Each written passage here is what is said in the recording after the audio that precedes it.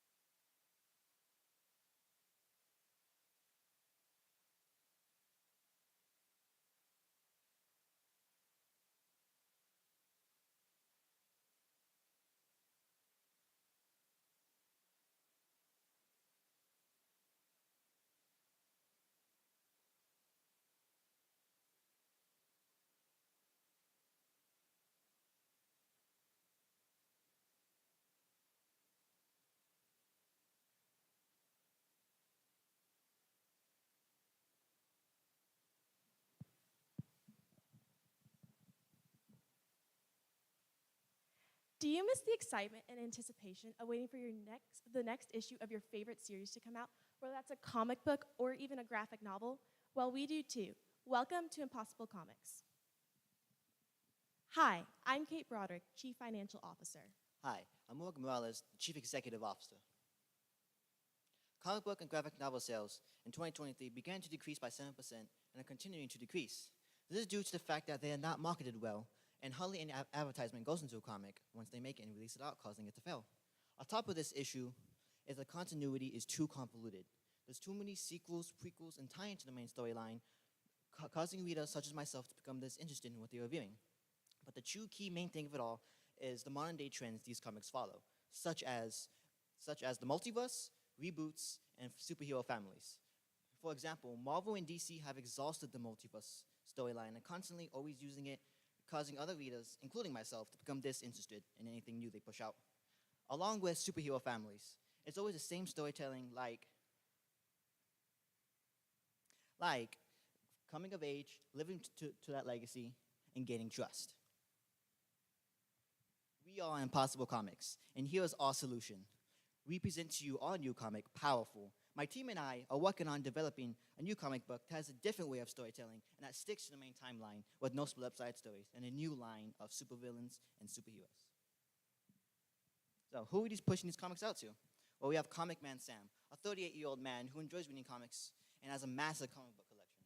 But do you know what else is massive? The disappointment he has every time he picks up a new comic expecting it to be new, but it's the same thing over again. And we have Awesome Amy, a 20-year-old college student who enjoys reading comics in her spare time, but is soon becoming disinterested in them because she finds it hard to relate to these characters. New comics that change the game. New characters, new stories, new experiences. We are striving for everything new. We strive to explore new regions in the comic book industry that other comic companies are too basic to try, while actually listening to the criticism and feedback we get from others. Our total addressable market is 4,000 comic shops in the United States. Our serviceable addressable market is 300 comic shops in the state of Texas alone. And our serviceable obtainable market is the 15 comic shops in the San Antonio area. Our direct competition is companies such as Marvel, Image Comics, and DC Comics. Our indirect competition is Dark Horse Comics, Amazon's Comixology, and Webtoons. This is our mock-up of our first issue, Powerful. And we have also sent out multiple surveys out to people and listening to what they want in a comic and what they like and don't like. Our marketing strategy is we're going to target 15 different retail stores to ship out our comics, as well as go to events such as Comic-Con. Our exit strategy is a management buyout. My teammates and I have discussed that when the company reaches a certain growth point where we feel we can no longer sustain the company to its full potential, we will have a management buyout to ensure the integrity of our company remains. So how we plan to generate revenue is by targeting these 15 comic shops in the San Antonio area, specifically Alien World, which we have talked to the owner of Alien World about selling our comic there when it is complete.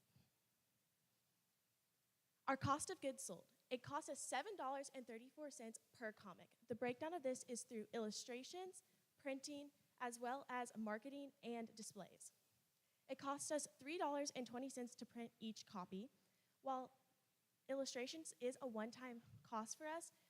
When it is broken down with the 1,500 copies we're initially printing, it comes out to $4.14 per copy, as well as 54 cents for marketing and display stands. We plan to retail our comic at $15 each, leaving us with $7.66 in profit and a 50.47 revenue margin per comic. Our 3-year plan consists of, in year 1, we hope to sell 1,500 copies of our comic. In year 2, we hope to double this and start to expand on our comic by creating new volumes. And in year 3, we hope to digitalize all of our comics and continue to sell 3,000 hard copies.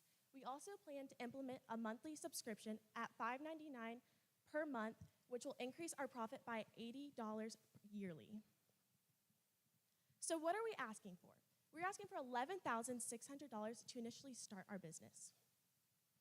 The breakdown of this is $6,000 for an artist, at $200 per page of a 30-page comic book, as well as printing at $3.20 for each comic book and printing 1,500 copies initially.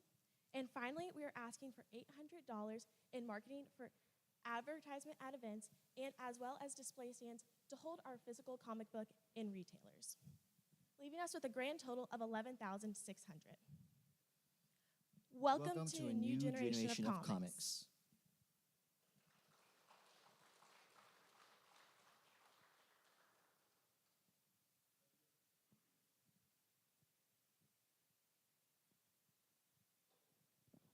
Hey, good morning. Distribution strategy, and is that cost factored into your COGS model? Our distribution has not yet been added to our COGS model. We are planning on just distributing it ourselves by delivering. We're just planning on just handing it to the retailers ourselves and just through us driving or stuff like that. We have yet to do that.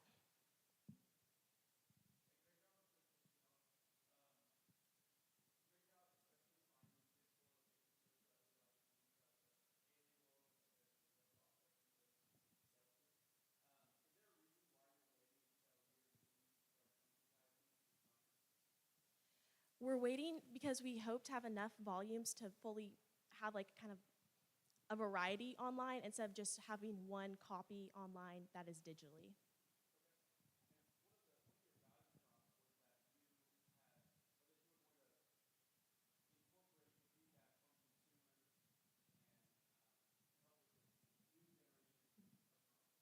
Or do you want to answer that one?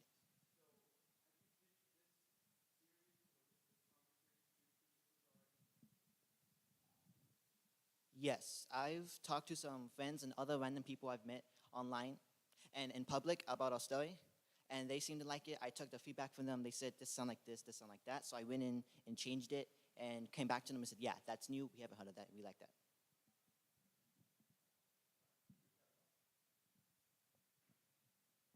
So I'm not a comic reader, but I understand a little bit about the good guys, bad guys, and all those things that are in these stories. So how is y'all's going to be different? I'm not sure I understand exactly how you're solving this problem. Well, usually in a comic book, the main character saves the day, saves people, everybody love him. Our character is the opposite of that. Yeah, sure, we have other characters like Omni-Man or Homelander, but they actually redeem themselves in the end. Our character is irredeemable. He changes the way a supervillain is supposed to be. So it's all about bad guys? Yes.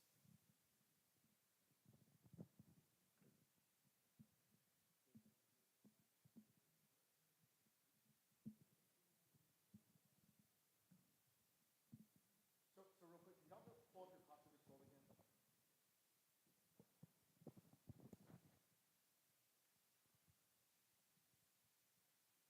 So I think the first question was more to at the retail store at Alien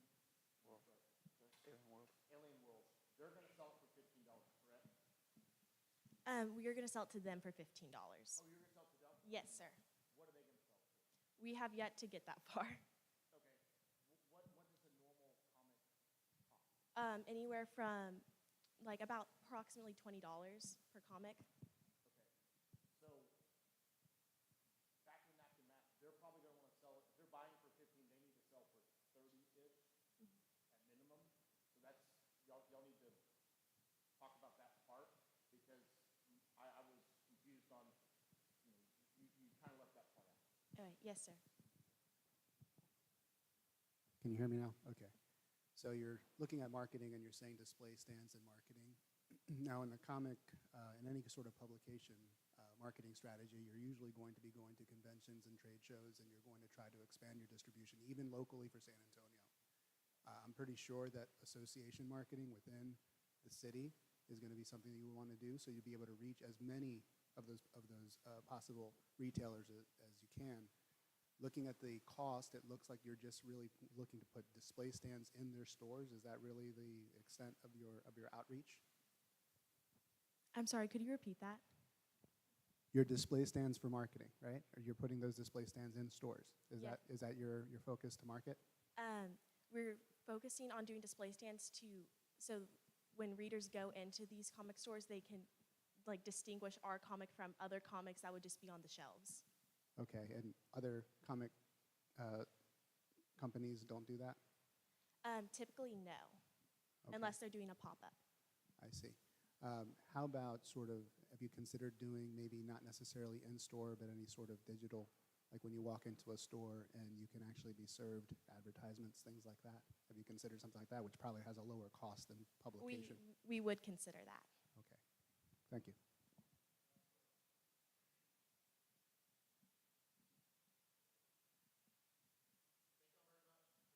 Thank you.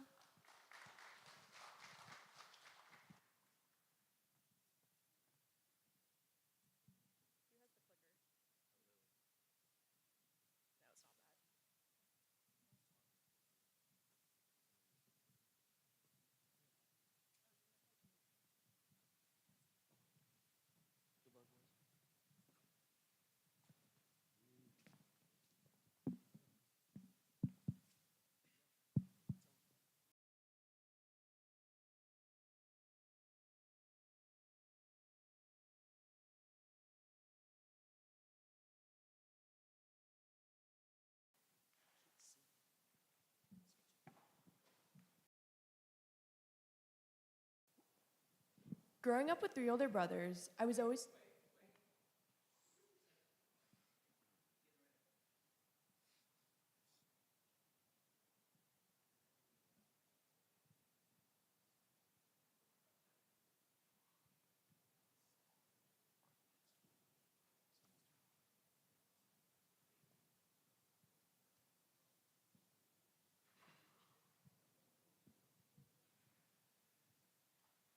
growing up with older brothers, I was always going to all their football, basketball, and baseball games.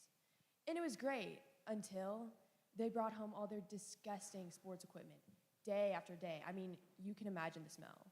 It was horrible. And it didn't get any better when my sister and I both started playing soccer with no solution in sight. That's why my team and I, Nutrizone, have decided to come up with a spray that neutralizes odor, so those desperate athletes and families, just like mine, will finally be able to repel the smell. Hi, I'm Lily Seeger, Chief Executive Officer. I'm Tommy Funk, Chief Technical Officer. I'm John Beckel. I'm the Chief Financial Officer. I'm Riker Cepeda. I'm the Chief Experience Officer. And I'm James Lynch, Chief Operations Officer. Sports equipment odor is a major issue that affects the well-being of many athletes.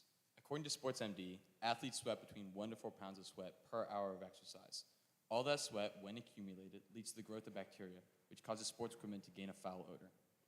According to the Pacific Northwest National Laboratory, the growth rate of bacteria doubles every 4 to 20 minutes. Taking this into consideration, without the appropriate treatment, bacteria continues to grow on sports equipment even after the athlete finishes exercising. And according to the National Center of Health Statistics, a branch within the CDC, in 2020, over 54% of children in America played sports. That's great, but that also means that there are likely millions of people still dealing with sports equipment odor. With the information that we received, we decided to conduct our own interviews to better understand the problem at its core. We found that 100% of the 55 people that we interviewed testified that sports equipment odor was a huge problem. The people we interviewed described the odor as smelly, rank, ripe, and compared it to the smell of a dead animal. 32 out of 55 of all the people we interviewed explained that on a 1 to 10 scale, that they fell between an 8 and a 10 on the level of busyness. This shows a need for efficiency and speed in our product. Our solution to this problem is creating an easy-to-use spray that can be applied onto the sports equipment. Our product, NutriSpray, will include benzalkonium chloride, tea tree oil, and deionized water. The benzalkonium chloride will break down the odor-causing bacteria while pairing it with the tea tree oil that will provide the athletes a fresh smell to their sports equipment. To begin the testing of our formula, we came into contact with a local biology teacher for her expertise in bacteria and lab equipment. We swabbed bacteria from dirty sports equipment and then applied our solution, which was successful in killing the bacteria. Currently, we are conducting a shelf life test to see if our product still works over long periods of time. So far, we have been doing the test for about 2 months with very successful results. After this experimenting, we decided to ask local athletes and students what they thought about our product, NutriSpray. And the results were amazing. We found that in sports equipment to tennis shoes, people loved what Nutrizone did. People even said that it made their sports equipment smell like new. This being said, this is very important to us because it shows that our solution can truly help these athletes deal with the odor issue. Nutrizone. We are a fast-acting, innovative solution to solving sports equipment odor. But we don't just mask the odor, we eliminate it. And to do this, our formula utilizes bacteria-killing ingredients, so we stop the odor right at its source. Finally, we guarantee an easy-to-use and portable solution because athletes should be able to repel the smell wherever their sport takes them. For our customer segments, we aim to target people who care about their hygiene and physical well-being, but often don't have enough time to prioritize this.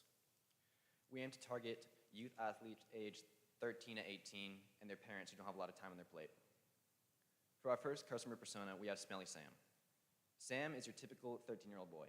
He loves sports. He plays football, soccer, lacrosse, you name it. But he goes to his friend's house and they're always talking about how bad he smells. And then he's at practice, he can barely even concentrate, he just smells so bad. Sam would be a great customer for our product. For our next customer persona, we have Ambitious Amy. Amy is your average sports mom. She loves her kids and wants to be involved as much as she can, but she is a very busy woman. Amy would also be an amazing customer for our product.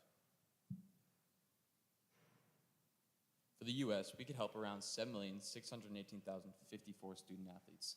This large total addressable market could be reached if we continue to grow, enabling us to benefit the lives of those 7 million people. For Texas, we could help around 800,000 student athletes. With that in mind, our service addressable market will be a realistic and reachable market that we hope to sell to as we expand our company. Lastly, our service obtainable market is around 4,957 student athletes. This consists of students from NEISD, AHISD, and Comal school districts. We aim to target these school districts first because their proximity reduces the cost of shipping and they have many networking benefits. Upon the launching of our product, we aim to first target the Alamo Heights community to spread our brand name through word of mouth. Specifically, the Alamo Heights sports teams at the high school and junior school, along with Little League club sports outside of school. Aside from relying on word of mouth, we plan to host pop-up events to give out free samples of our product to receive insightful feedback and potential future customers. Additionally, we hope to use our Instagram account to grow our brand in the future. Our direct competitors include companies such as Odorade and Centurion. Though these are established companies, they come with the downside being their price, with Odorade providing a 4.2-ounce bottle for $14.99 and Centurion providing a 16-ounce bottle for $24.99. We plan to combat this by finding a happy medium in the size of the bottle while also providing a lower price. Our indirect competitors include companies such as Lysol, Clorox, and Febreze.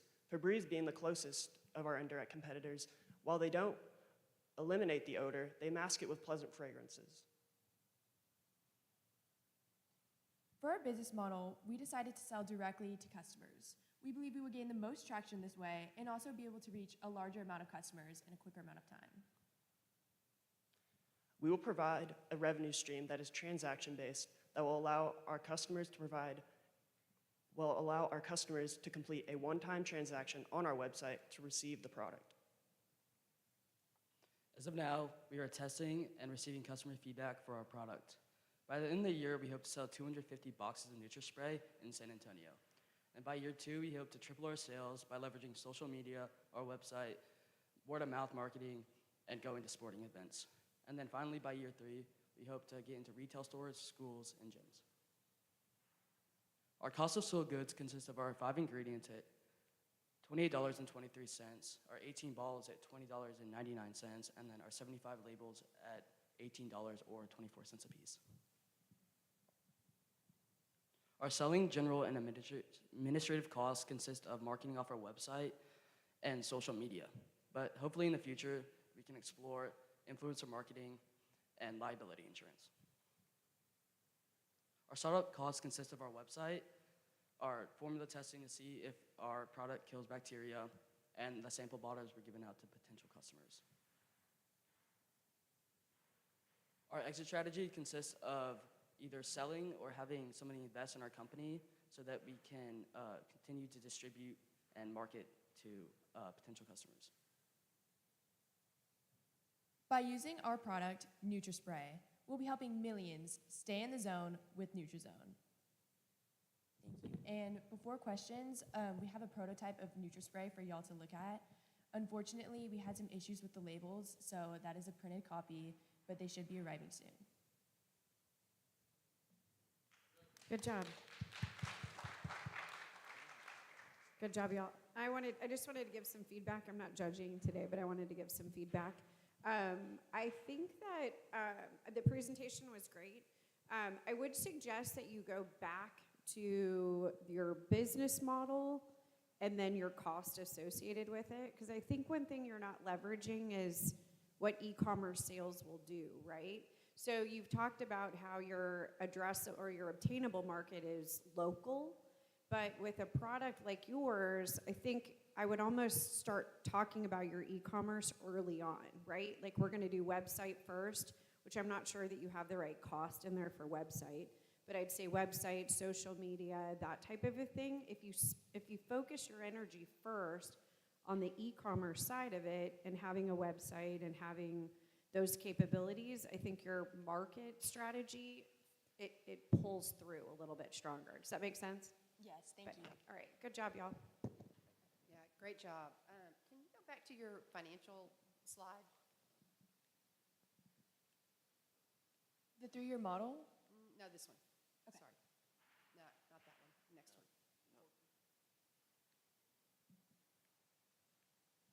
There you go. So help us run the math, because you're making us do math on this in our head. And so because I think what we're missing on this slide is how many bottles this is about. Well, our initial inventory is 18 bottles, but with the remaining money we had, we just ordered some new ones. Well, no, but I'm just talking about this slide in general, because you've got ingredients and the total cost is $67, and then it says cost per bottle is $2. So you're making me, the reader, do the math. Yes, ma'am.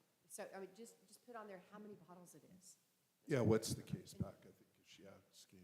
Yeah, and that's it. But I mean, I think y'all are doing a great job. To dovetail on that, why are the labels so expensive? The labels seem to be. It's because we ordered them in bulk. So they're 24 cents a piece, but I mean, we ordered 75 of them, so it came out to $18.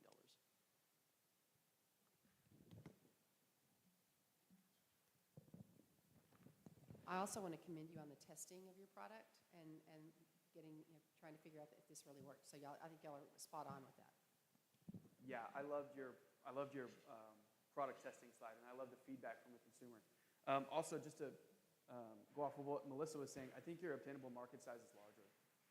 You explicitly said that you rather sell directly to consumers, and I think that Instagram, stores, or even Amazon would be a great platform for y'all to sell on. And also, you said that you'd sell directly to consumers rather than to like a store like H-E-B or something like that. But I assume that if H-E-B approached you, you would be open to selling to that store as well.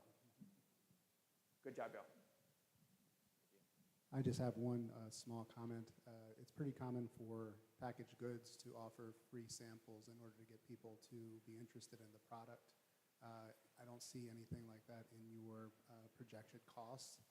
You might want to consider taking a percentage of those production costs and setting them aside for just giveaways, events, things like that, just to get people to actually recognize your product's name first and foremost for brand awareness. Wonderful presentation.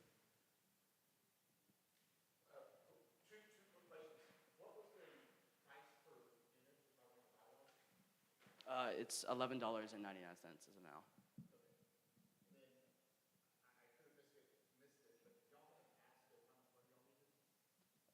We did. I don't know why it's not up there, but we did have it. It was $9,590.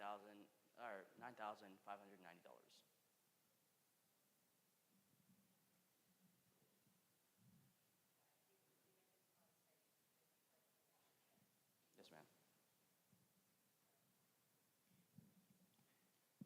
make sure that's on your slide deck. Thank you.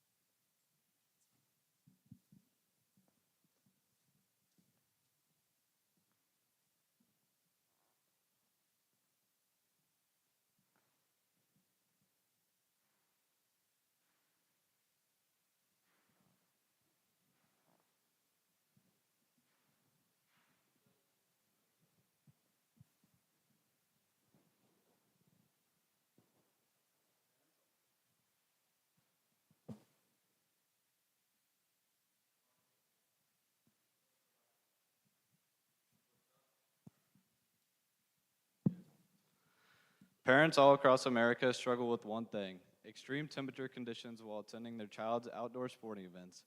According to American Center for Progress, over 235,000 people last year alone experienced a heat stroke. To address this, we're developing a versatile cooling/heating system that easily attaches onto any lawn chair.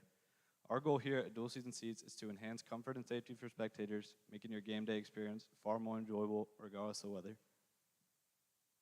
Hi, I'm DK. I'm the Chief Executive Officer. I'm Mead. I am the Chief Marketing Officer. I'm Joseph Godashek, the Chief Operating Officer. I'm Sebastian, the Chief Financial Officer. And I'm Crockett Funkhauser, the Chief Experience Officer. We all play football, and our parents always come home constantly complaining about the weather and the temperatures outside. So this is why we are developing the Dual Season Seat. People of all ages can use our product. Friends, family, and anyone who wants to come and watch a sporting event. Our customer personas are Melting Molly. She loves to come watch her kids play sports, but she hates the heat that comes with it, so she always leaves early. Roasting Robert is a sideline coach, and he overheats very easily. And Glistening Jenny is a 65 to 99-year-old grandmother who loves to come and watch her grandkids' sporting events, but overheats and needs to go home.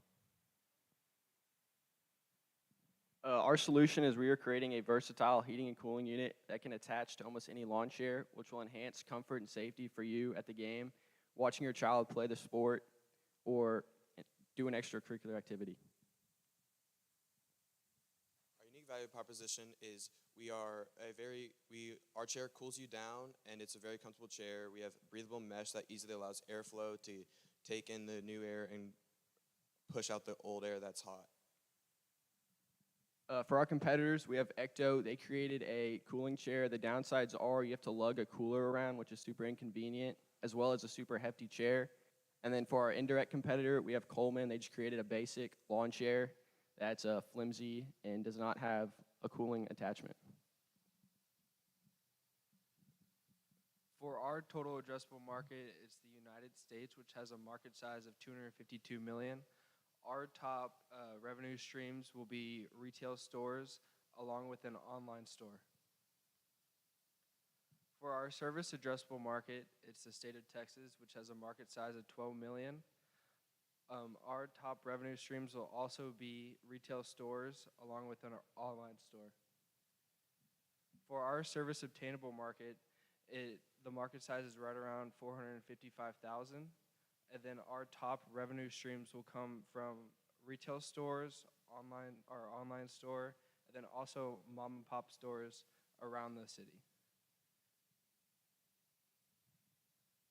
And then for our revenue model, we are shooting to charge $175 per unit with our cost of goods sold right around $90.89, giving us a gross margin per unit about $84.11. And then for our revenue streams, we plan on being in retail stores, also having an online store, and then being mom and pop shops around the city. For our year breakdown, 3-year breakdown, in year one, we plan on selling 100 units at $175 per unit, giving us $17,500 worth of revenue for year one. For year two, we plan on selling 500 units at $175 a unit, giving us $87,500 of revenue for year two. For year three, We plan on shooting for 1,000 units sold at $175 a unit, which would give us $175,000 worth of revenue for year 3. For our cost of goods sold, our material cost right now is right around $77.69. And then we also have our shipping cost, which is $13.20 per unit.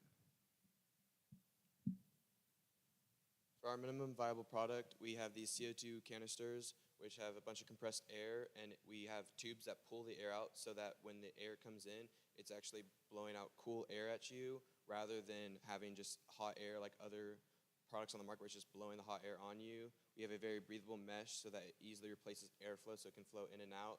And we have a fan so that it doesn't just have the CO2, it also brings in the other air, so it has a maximum effect of the air.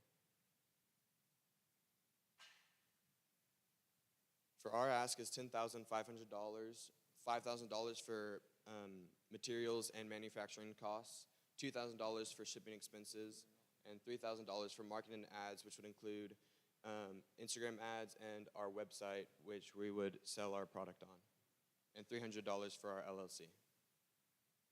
Stay comfortable no matter the weather with dual season seats.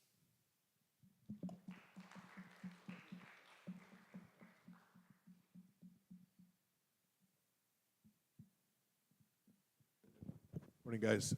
Interesting proposition, especially here in Texas. 2 quick questions. How long does the chair work for with the canisters? Is it like a one-time use or?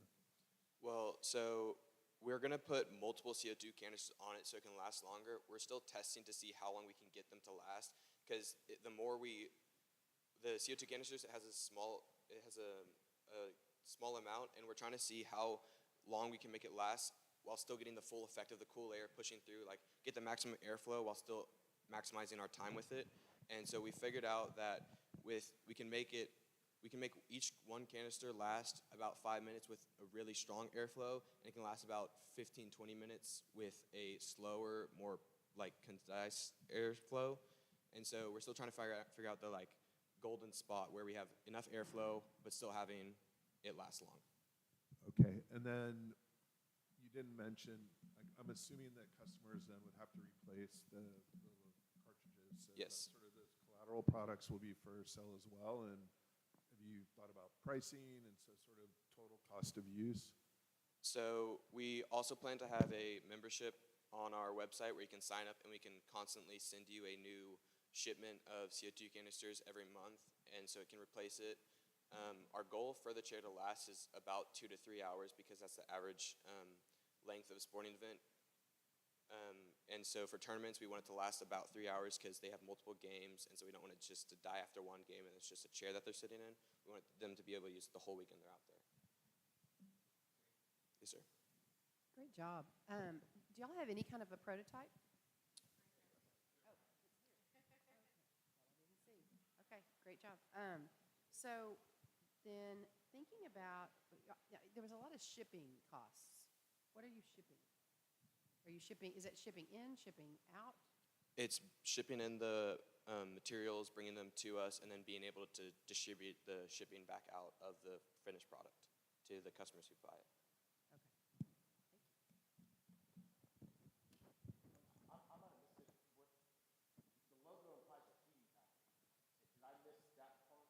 No, so right now we're planning on just focusing on the cooling factor because we're in Texas and the heating market is a lot bigger here in Texas. We plan on in the next year to develop a heating element to it too, making it a separate chair so that for the colder northern states where it's usually colder, they can get that there.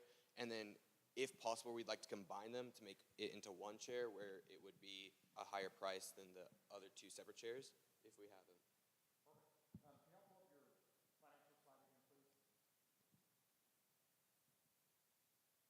This one? Maybe go back one, the cost of goods sold. That's fine right there. So I love it. I hope y'all talk to Incubator. That would be a great place to sell at. The problem I see if you're telling me your cost of goods sold are $9, what are they buying for? What's Vibro buying for? We haven't gotten there yet. We've just been mainly working on the product, but we haven't talked to really anybody yet. Well, the quick back on the math is going to be about $180, and so that means they're losing $5 a unit already. So y'all need to kind of. What, I mean, is this a, have you looked at the pricing of this? Is this competitive with other kinds of things like, that are out there like this? So of the competition that we've had, such as Ecto, their chair costs about $2,000, but you also have to get a cooler and you have to fill it with ice water every time you use it. And so ours, we're trying to pull it cheaper, but still make it last longer and make it more convenient, because lugging around a cooler to every sporting event isn't something you really want to do. It's just something you want to grab and go. Oh, I don't know, just a quick suggestion. Y'all can maybe pull in your market size slides and combine that. You get a little more real estate to go into the mechanics of the actual chair. So should you make it to the next round, you might condense your market sizing, because I think it takes 3 or 4 slides. Condense that down, just talk to it, and then go in, because I think your Q&A was real strong. And remember, the next judges may not ask the same question. So pick up some of that time maybe, because that's a really good price differentiator. Real quick, can you go back to your other revenue slide? So I think we need to swap out the A with an E in total revenue. At the bottom? No, this is this one. And then real quick, I also got a little bit hung up on the heating element. I was kind of waiting to hear about it. And so if Will and I were both thinking about that, it may be something you want to address, even just briefly, but just talk about the fact that it's coming. Okay, yes, sir. I just have one comment. Did you cover your exit strategy? I don't recall seeing anything about that. I don't think we had that on here. Okay, thank you.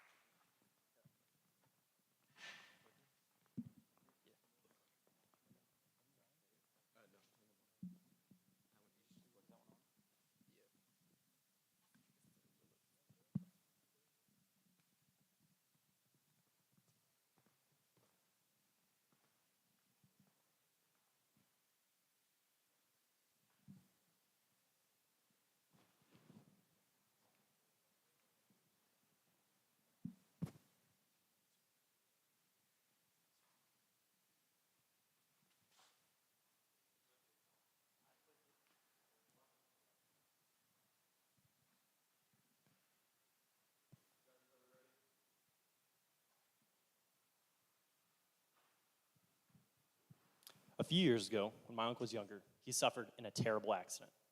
They were out duck hunting when they lost control of their boat. The boat flipped and threw them into freezing cold waters. They were not wearing life jackets.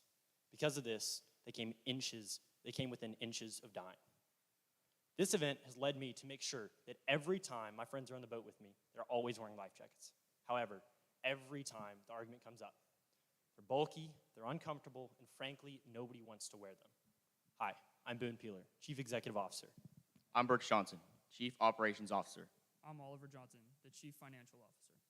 And I'm Will Thaggart, the Chief Marketing Officer. Upon further research, around 9 out of 10 people who drown aren't wearing life jackets. Let's face it, teenagers just don't want to wear life jackets, especially when they are not legally required.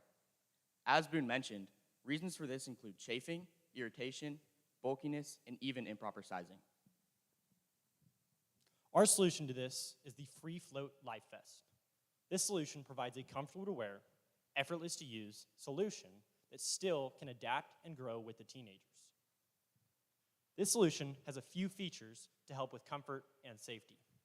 First, the automatic or manual inflation. This mechanism allows the life jacket to be switched between 2 modes, auto and manual. The auto inflation inflates once the life jacket comes in contact with the water. However, it will not inflate when in a light spray from a boat or from rain. The manual inflation allows the life jacket to be used in in-water sports like surfing or paddleboarding, meaning that the life jacket will not inflate until the user is absolutely sure they want to do so. The seams on the bottom and top allow the life jacket to expand not only in width, as many life jackets already do, but also in length, which is very rare in the life jacket world. We are aimed at teenagers aged 10 to 16 who participate in outdoor activities where wearing life jackets isn't necessarily normal, but it is still a great concern. These are activities like surfing, paddleboarding, or fishing. Surfing Sammy, for example, likes to go out on the beach with his friends, but they refuse to wear life jackets. His mom is constantly worried about his safety and wants to find a solution for something he can wear that will ensure his safety and comfortability. Paddleboarding Pam, on the other hand, loves to go paddleboarding in her free time. She constantly finds herself chafing and has irritation with regular life jackets. She's in search of a life jacket that will keep her comfortable, safe, and allow for maximum movement. Finally, Boating Brad has 2 grandkids who he takes out on the lake 2 times a year. Every time they come back, he feels like he has to buy a brand new life jacket because they're constantly growing. He needs Free Float, a life jacket that will grow with his kids and keep them safe on the water. Our total addressable market is around 18 million teenagers who spend time around open waters in the United States. Our serviceable addressable market is around 2.29 million teenagers who spend time around open waters in the state of Texas. And our serviceable obtainable market is around 31,000 teenagers who spend time around open waters in Corpus Christi. The 4 categories listed at the top are what differentiate us from our direct and indirect competitors. The top life jacket is a direct competitor and provides all categories except for adjustability. The middle 2 life jackets are indirect competitors because they are pre-inflated and provide none of the 4 categories listed. Our life jacket, Free Float, provides all 4. While the comfort of the life jacket is important when not in an emergency situation, the safety factors when in an emergency situation are even more important. In knowing this, we have included a few extra features to make sure that the users are as safe as possible when needed. The inflation bladder on the inside is a neon yellow, ensuring easy visibility during search and rescue operations. The zipper on the front allows for easy access to the user in case of a medical emergency where attention like CPR or a defibrillator is needed. The life jacket also holds the user upright in the water. When using life jacket, this is extremely important because if the user gets knocked out or is unable to keep themselves upright in the water, they still can drown. Our life jacket ensures that the user's head will stay above the water and still able to breathe after it is inflated. The CO2 canisters on the side allow the life jacket to be reused constantly and not have the user spend countless dollars and money on replacing parts or the life jacket itself. With the building of our product, a Coast Guard certification is necessary for the legal practicality. In the fall, we conducted interviews with members of the Coast Guard regarding the certification process. Once we finalize our product, we plan to send it in for testing. Our cost of goods sold per vest is approximately $42. We plan to sell our product for $140, which gives us a gross profit margin of 70%. Although there is no exact competitor like our product, our closest competitor's pricing is over $200. We feel pricing our product at $140 gives us a good profit margin and a reasonable price for a product that will last for years. For our revenue model, we have 3 main sources of revenue: online, brick and mortar, and business to customer. We're going to start up in local events like the Port A Surf Show to start selling and marketing our product. As we grow, we'll move on to larger stores like tackle shops and marinas. Eventually, we'll move on to large retail stores like Bass Pro Shops to start large-scale selling.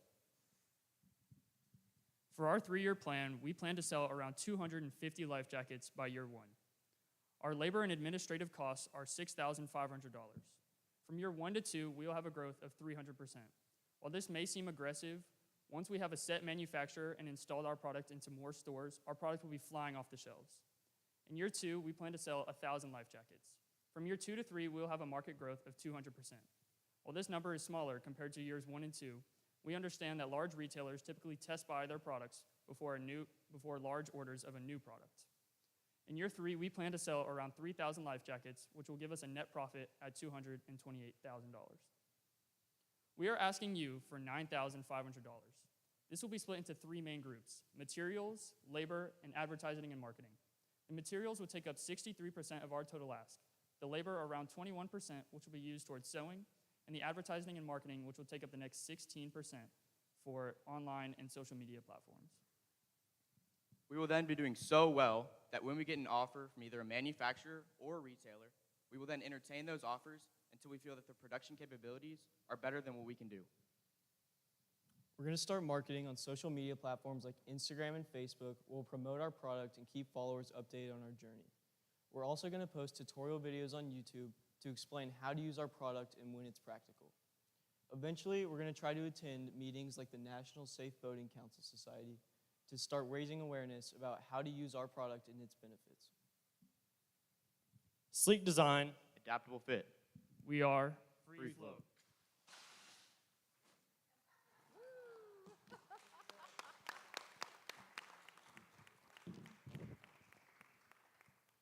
Wow, fabulous ending, and great beginning. So I love the origin story. It hooks us right in. How is it not chafing? Y'all talked about that a lot, that the others are, and how is yours not?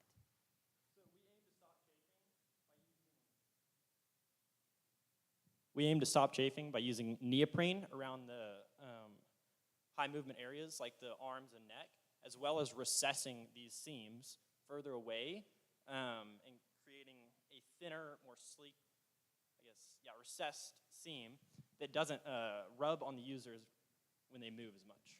Okay, great. You might just mention that. And how does it grow with children? The seams, so the rippable seams, often seen in kids' ski wear or kids' clothes, allow the life jacket to, you can cut the seams, and they can grow up to like 2 or 3 inches throughout the years. This means that when you buy the life jacket, it should fit, and then once you grow and it gets a little too small, you cut one seam and it grows, and then you should have about 2 or 3 more adjustments after that. That's great. Okay. And how does it keep people upright when others don't? So many life jackets, the flotation is on the back as well, and that means that when you're in the water, there's it's up to chance whether you're in the water and you float upright or upside down. Since all of our flotation is in the front, this means that you're belly up, so your head is much more likely to be above the water, as well as it has flotation behind the neck, which will act as a pillow in the water. Cool. Okay, thank you. Great job, guys. Hey, I'm not judging this year, but I just wanted to give a little bit of feedback. Excellent. You guys did an excellent job. You might want to, I loved that you were targeting teens. That's a huge improvement, even since we saw you at the beginning of the year. I love that you're focusing on teens. I might add a statistic about teen drownings because it's a really high number, and that your opening story was excellent, and I think a statistic even just drives it home even stronger. You guys did a great job. Thank you. Just one comment. Wonderful presentation, by the way, and as someone who's wasted a lot of money on life jackets, I would love your product. What I would say is consider for your retailers also water parks and the folks that will buy them for reuse, not just customer personas that are for the purchase only as a consideration. But very good presentation. Thank you.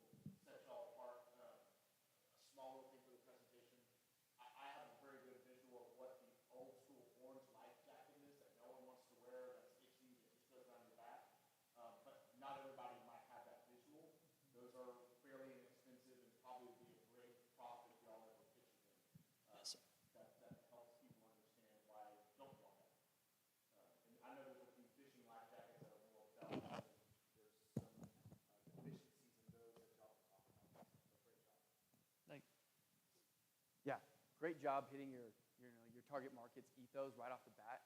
What was your name all the way to the right? Boone. Good job. You have a really tough role in the beginning. Your role is really important to emphasize kind of the fear that's associated with that. I would imagine that some parents have when their children are on the water. So you did a really good job, and I think it's a really important role in your presentation. Also, really great job with Q&A.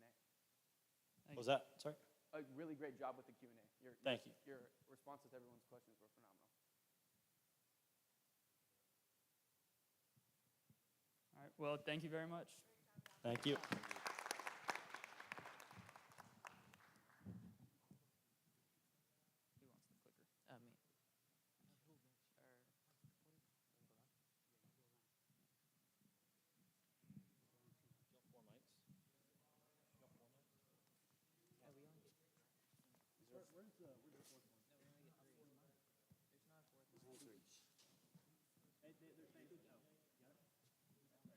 That one's not on.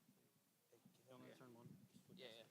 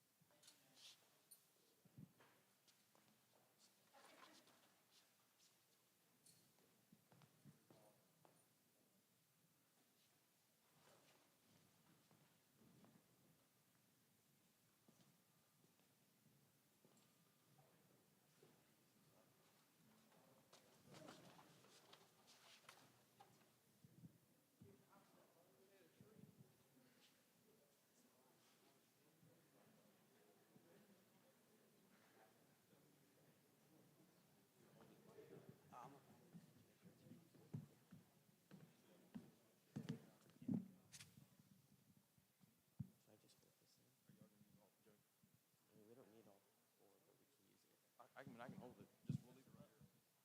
You were just on your phone.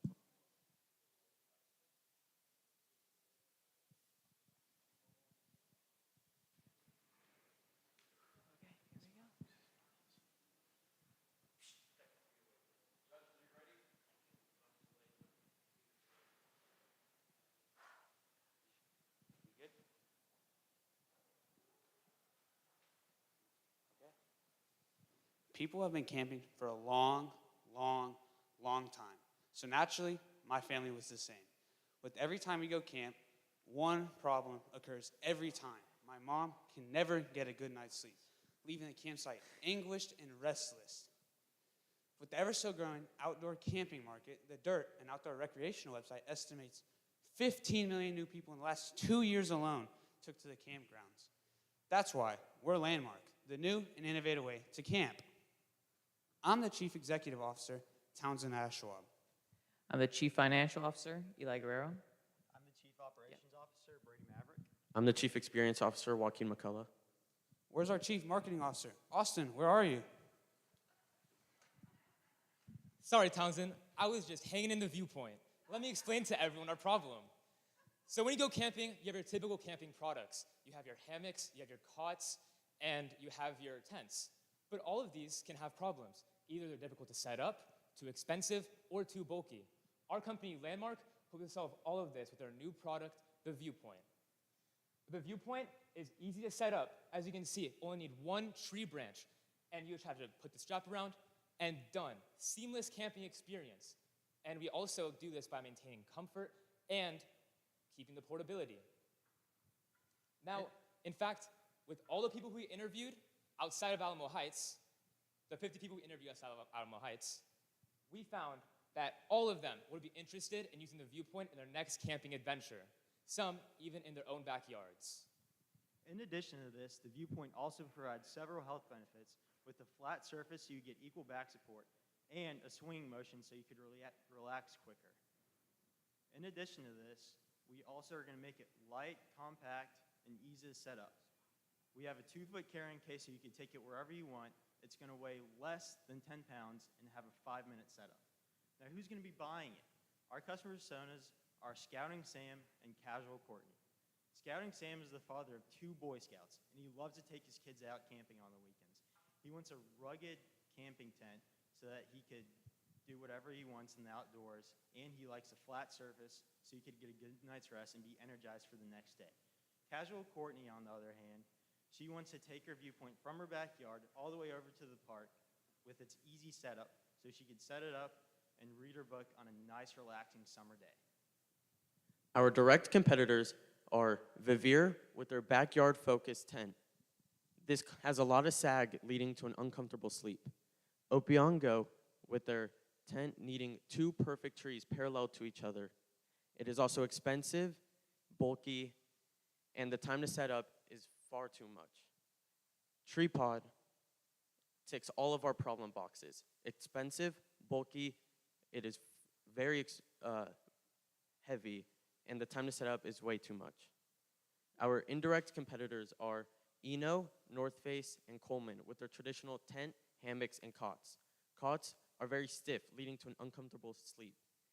Hammocks hug you with a bad back position, and tents come with an air mattress, leading to more bulk, cost, and weight. To make the viewpoint, we're going to use a waterproof nylon fabric, a collapsible aluminum frame, a hanging strap, and then other fasteners and connectors such as sewing string, grommets, and eye bolts. Additionally, we're going to include a bag so you can take your viewpoint on any of your adventures. All of this is going to total $115 for us to make. With the 70% markup, we're planning to sell it at $195, which is perfectly in line with our feedback. This will net us $80 in profit. Like Townsend said earlier, camping is a huge market with 1/4 of Americans going camping every year. That's 81.1 million people. In Texas, it's 7.4 million people. In San Antonio, it's around 350,000 people. With 1% of the market, we'll have, what the heck? Just say it. Okay. With 1% of the market, we'll plan to have around $300,000 in San Antonio alone. For our first year, we plan to sell 20 products through direct-to-consumer means, through live events and our website. This is going to net us $3,900 in revenue. For our second year, we plan to sell 100 products and build our brand and grow as a business during Accelerator, netting us $19,000 in revenue. And then for our third year, we plan to go mass market, connecting with retailers and manufacturers, selling 1,000 products for $195,000 in revenue. There it is. This is, so with 1% of the market, like I said, we'll have,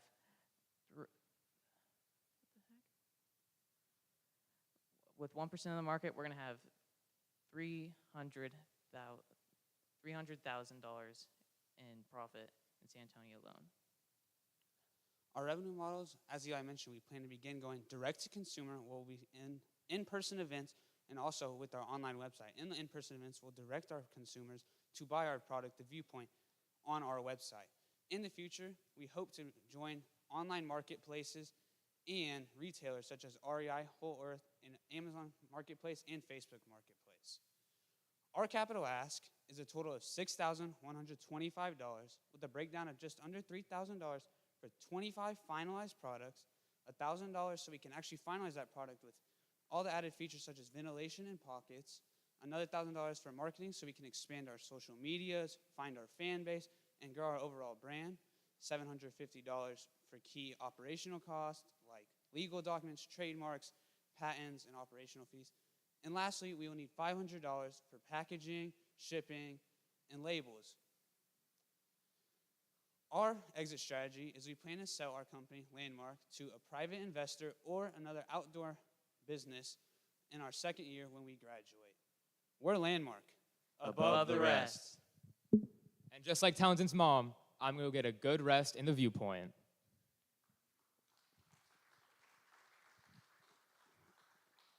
We're now open to Q&A. Try to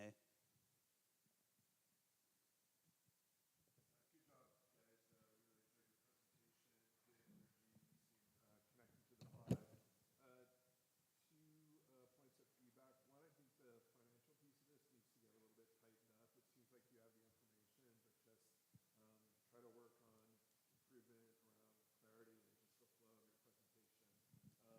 The other thing, small detail, you expressed your profit as markup, 70% markup, and we do use markup, but typically in this space, margin. And there are two different things. You could use either, but I would say that gross margin percentage is much more common, so take it with that. But other than that, very good job. Thank you. Two quick questions for y'all. Can you remind me how your product is different from the competitors? So we are trying to combine the three traditional ones to make it a little bit fresher in a one solution. So the tent, it requires, no one goes camping with just a tent, right? You'll bring a sleeping bag, an air mattress, a cot with that. The hammock, as you mentioned, some people find it uncomfortable, and the cot is just sometimes stiff. So we were trying to differentiate by including all the things that people love, but making it a single unit that's quicker to set up so you don't have to bring all the extra stuff in case you're just trying to hit the park. You put it in your car, you drive it to the park, you set it up a few minutes, you go out and read a book. Or if you want to go camping, you're setting it up and it's quick, it's easy, you can go hit the trails after that, and you're not spending all that time blowing up the air mattress, getting the sleeping bag set up, putting all the tent rods together, or even hanging up a hammock, which sometimes you might have just a trailer hitch that has a hammock set up, or you have to find trees, set up the two straps. We are trying to simplify that and require one thing and an all-in-one unit. That's your problem. It's not just about sleep at night.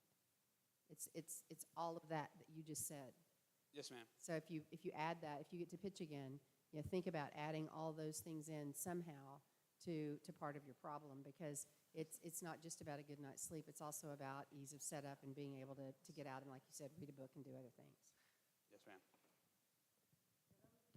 Sorry, guys. That was a quick note that I wrote was competition. You talk a lot about competition, which was great, but cost. You might want to talk a little bit about cost when you start adding all of those things up. I think it helps illustrate your solution when you talk about all the other things I would have to haul and what that costs. Great job, you guys. Thank you. Very good job. Just one recommendation, and I think it's actually present right on the stage. You have a piece to your product that you haven't even considered, which is the actual tripod, which is holding up your product. There are lots of places in Texas that don't have trees, so maybe consider maybe developing some type of tripod system so you can use it anywhere, just for more applicability. But very good presentation. Yes, sir. We were thinking about doing that in the future. For now, this was just like our proof of concept that we were presenting for MVP, and the latter just seemed as the best fit for us for today. Yeah, no, that's great. And help me understand the difference. So your name of Landmark, and then your product is Viewpoint. Yes, ma'am. So our company name is Landmark. Our slogan's Above the Rest, and the product that we will actually be selling off of our company is the Viewpoint. Like this is the Viewpoint. Is that? I don't know if that answers your question.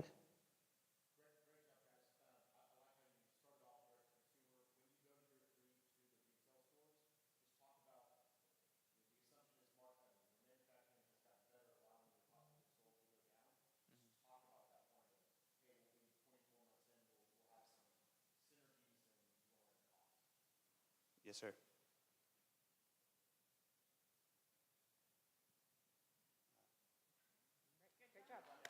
All right, thank you so much. Thank y'all.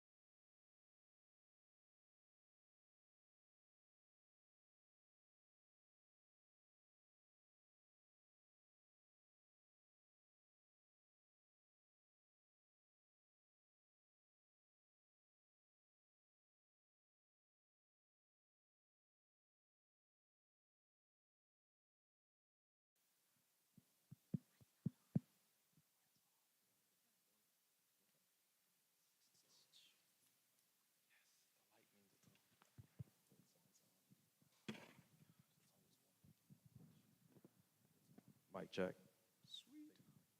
Yellow. Mic check. Mic check. Mic check. Mic check. Mic check.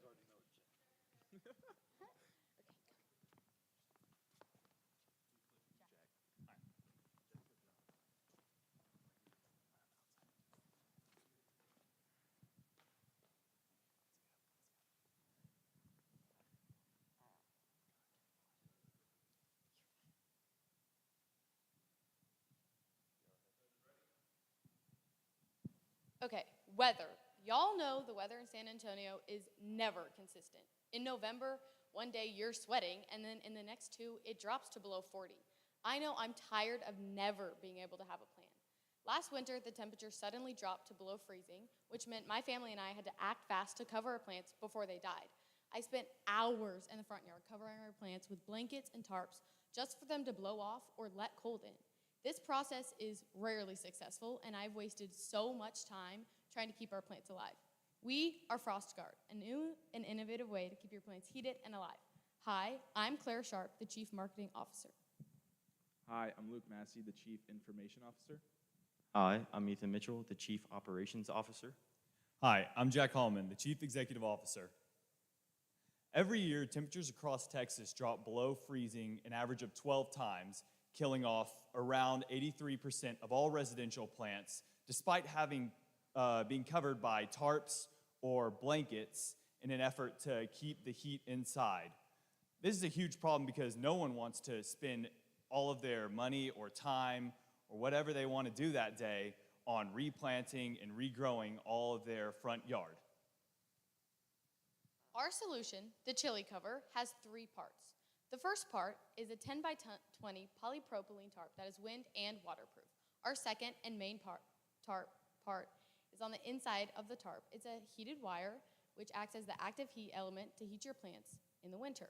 This heated wire is the same wire you would find in a heated blanket, and we found that it is the most effective when trying to heat your plants.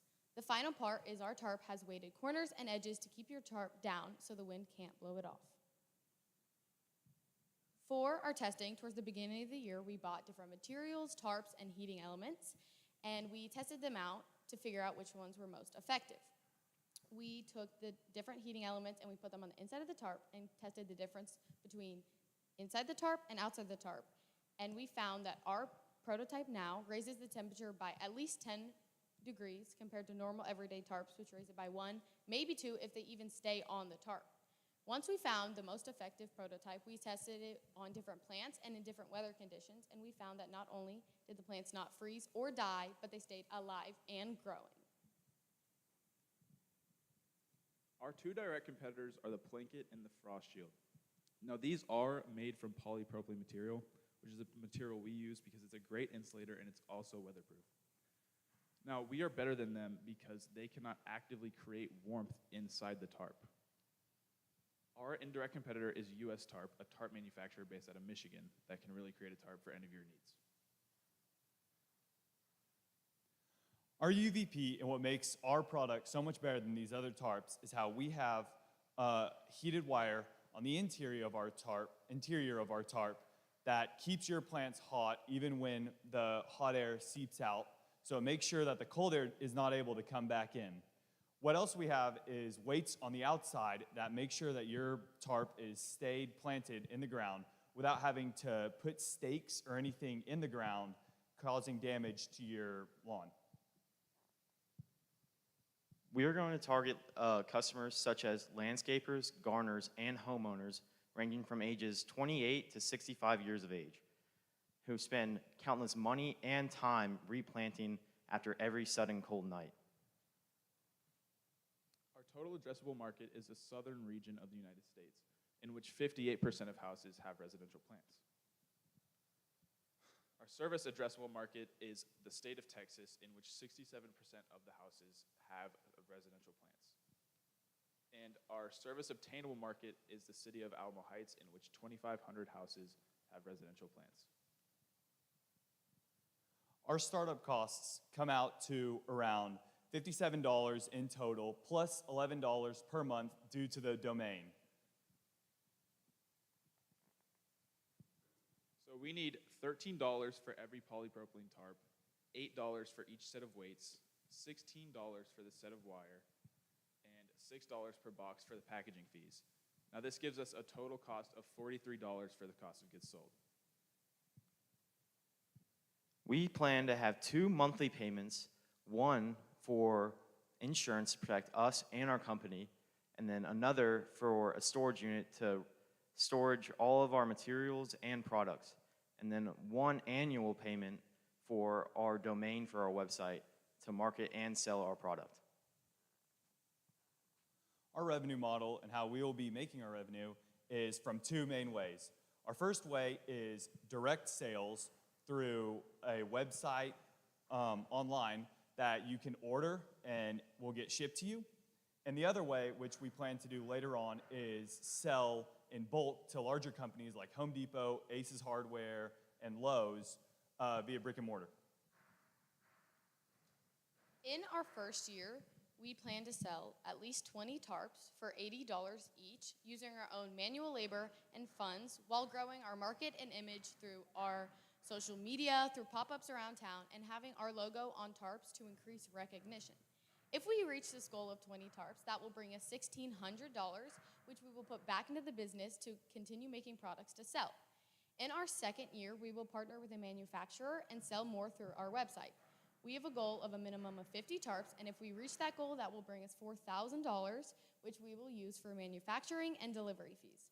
In our third year, we will partner with brick and mortar stores like Home Depot, Lowe's, and local hardware stores. We have a goal of 100 tarps, which will bring us $8,000, which we will use to continue growing our business.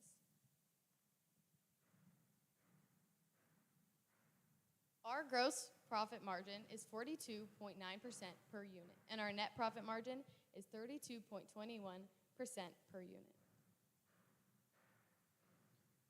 So we need $1,200 for the insurance fees, $200 for the startup costs, $700 for the packaging and marketing fees, and $2,000 to actually create and produce 50 tarps, which gives us a total ask of $4,100. We as a group have discussed that if we do not see any improvement in the next year, we will discontinue our business. But if we do see progress, then we will further continue our business through high school and college. And if all things go well in the far future, we will plan to sell our company to a private investor. Frost Guard. We will defend your plans from the freeze.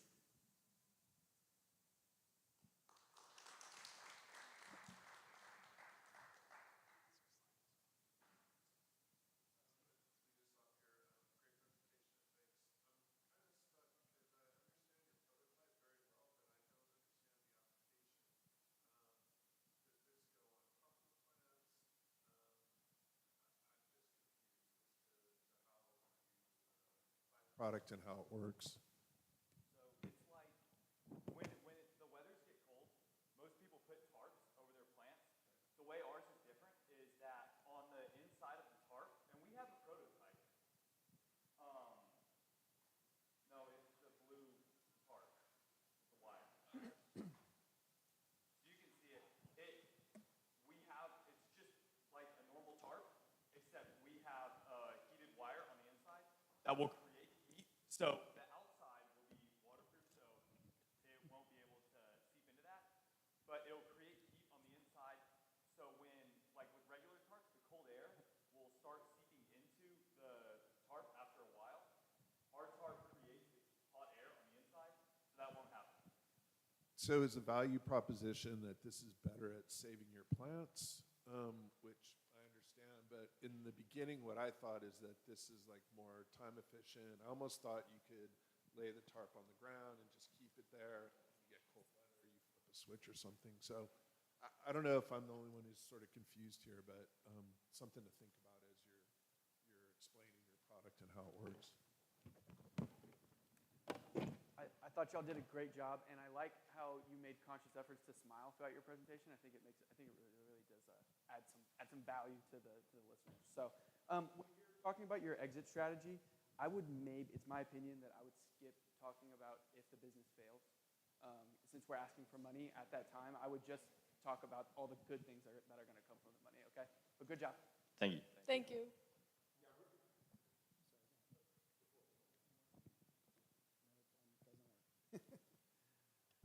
Sorry, okay. First of all, as a member of the committee that brings in all the plants during the freezes in our family, I think this would be an amazing. Now, the idea here that you have for the product direct to consumer is wonderful. But if you want to look for adoption, and I've said this previously, consider a service to install and remove for a period of time to generate some revenue. Especially if it's a repeatable use product, and that would limit the amount of production that you would have to have up front. And it would also speed up adoption. All it takes is people to see the product and I'll say, oh, I want that. And that's very easy, very simple, and free marketing at that. But beyond that, I would say, look, on the presentation, when you're talking about numbers, put those numbers up on the screen.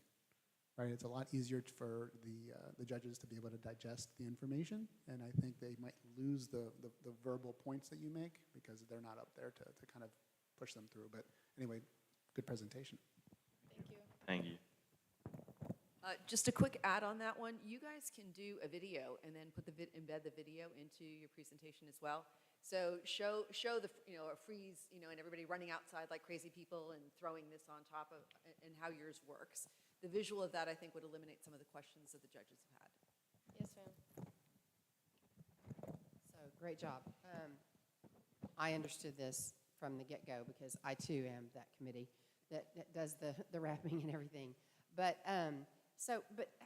what I didn't understand really well was the financial piece of this. Can we go back to those slides? I think and maybe I just missed it, but yeah, further back here, maybe. Go back one. What's storage? Storage is just a small storage unit that we can use to hold all of our tarps and materials before we actually assemble them and put them together, or if we have assembled them and we can store them in there. And it's just a monthly cost. Do we even need this slide? I don't know. I found this one confusing, but because it's really about what are you going to need to move on and do. So if you go to the next ones, okay. So this is per tarp. Yes, ma'am. Okay, that's good. And so packaging. So I guess it's a box of some sort. Okay. Yes, ma'am. Okay, great. That's good. It was that first one that just was like, Okay. Yes, ma'am. Really great job. Really great continuing through some construction moments. I'm sure that was distracting. One of the things I think you should be low, and I say that because how many chili covers do I need per house?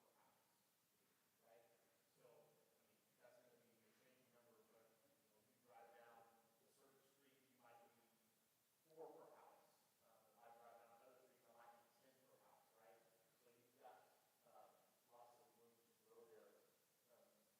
The second thing I think you have to address at some point is, because this isn't just putting a tarp, I like it with weights, you have to address getting power to it. And that might be just simple, hey, you might need some more extension cords, and that's just one more step, but how many of these can I put together? Kind of like Christmas lights, can I put 3 or 4 of them together? Do they still work, or do they only work after I put 2 together? Finish that thought process out, because most flower beds really need walls. And the second thing is really good at the beginning. Bring up, hey, how much does it cost to redo your flower beds? I know the cost because in 21, I have just replaced everything about 10 days before we were in snow apocalypse for a week. So remind people what that might be. Yes, sir. Thank you. I'm not judging this year, but I just want to give a little bit of feedback. So you talked a lot about the weight, and I thought that was a good feature. Should you move forward, I would take your prototype and maybe add stronger weights, because there are weights on them, but they're real small.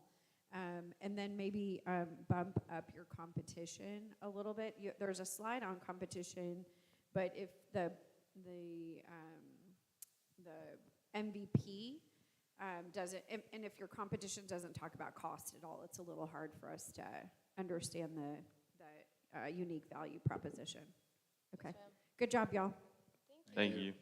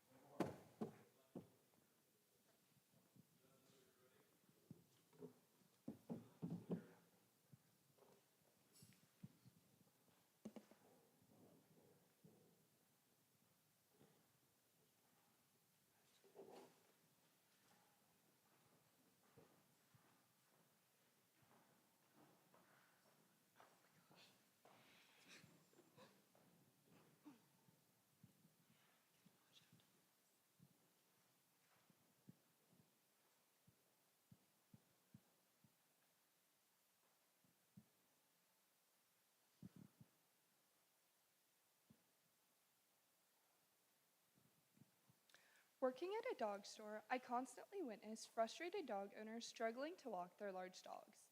My teammates and I also struggled with this issue, often getting pulled around or losing control entirely. This was such a drastic issue that dog owners were willing to pay me $30 to walk their large dogs. What struck me most was the reliance on inhumane control methods such as choke and shock collars. It was heartbreaking to see these dogs being restrained through pain rather than proper handling. We knew there had to be a better way. Introducing Power Pup. Hi, I'm Maddie Moit, the Chief Executive Officer. I'm Evelyn Whiteside, the Chief Operations Officer. I'm Albert Coisier, the Chief Financial Officer. I'm Henry Clifton, the Chief Marketing Officer. Large dog owners are burdened by a lack of control and safety while walking their dogs, battling constant pulling and exhaustion. Because of this frustration, many large dog owners avoid walking their dogs entirely. According to the American Veterinary Medical Association, 44% of American dog owners do not walk their dogs regularly. Those who do often resort to inhumane methods such as choke or shock collars. These methods can result in severe injury, psychological distress, or even death. Introducing the Control 9 harness. This innovative design combines a heavy-duty harness and a gentle leader that redirects the dog's snout when he pulls. This not only stops pulling behavior in the moment, but also helps walking behavior to be better over time. Unlike choke or shock collars, the Control 9 harness offers maximum control while still being the most humane way possible. Dog walks are now easier, they're safer, and they're more enjoyable for you and your dog. The Control 9 harness is unique because it provides maximum control without force by distributing pressure throughout the dog's whole body. It corrects pulling behavior in real time, training your dog while you walk. It is the most effective and humane way to control your dog without pain, which our competitors have yet to fully achieve. Our ideal customer is a busy mom who loves being outdoors and enjoys the exercise that comes from walking her dog, but hates the actual act of doing it. Her dog is large, he's strong, and he pulls on every single walk. All she wants is an easy, carefree walk where she can exercise her dog and get exercise herself. The Control 9 harness is the solution to this. Our total addressable market is over 88 million people own dogs in the United States. Our service obtainable market is over 13 million owned dogs in Texas, and our service obtainable market is over 425,000 owned dogs in San Antonio. In San Antonio, dogs are more than just pets. They're part of the family. Every weekend, you can see countless dog owners taking their dogs to farmers markets, dog parks, and even brunch together. Over the years, San Antonio has hosted a variety of events, including pooch parades and 5K runs centering around dogs. This vibrant, dog-loving community is the perfect place to start our company, Power Pup, which is all about embracing the dog-friendly lifestyle, giving us plenty of events to connect and sell to potential customers. Our competitors include well-known methods such as the Roughwear Front Range Dog Harness and the Herm Sprenger Dog Trainer Prong Collar. The Roughwear harness, our direct competitor, is a top choice for its durability, security, and its humane design. However, it does not provide as much control as the Control 9 harness. On the other hand, our indirect competitor, the prong collar, provides better control but does so at the risk of causing harm to their dogs. To test our MVP product, we individually distributed the force to the gentle leader and the harness. We did this through adjustable straps, bungees, buckles to make sure that the distribution of force was as effective as possible. Our total cost of goods sold is a total of $54.98 per harness. This includes nylon, buckles, thread, and rings. We will be selling our product for $85, which is a profit of $30.02 once the COGS are factored in. Our gross profit margin will also be $30.02. In the first year, we plan to sell around 80 harnesses, where we have a profit of $2,400. Our second year, we plan to sell around 120, where our profit will be $3,600. And in the third year, we plan to sell 200 harnesses, where we will have a $6,000 profit. We will use these profits to manufacture our harness ourselves the first few years, and then go to a manufacturer to make our product in the third year. We came up with our final ask of $6,000 by combining $4,391.20 for the cost of goods for the first 80 harnesses, with $800 for production and packaging of the first 80 harnesses, and another $800 for liability insurance and business licenses and permits. If at the end of our first 3 years we fail to break even, we plan to liquidate our assets. We will keep everyone in communications during this time and handle everything very responsibly.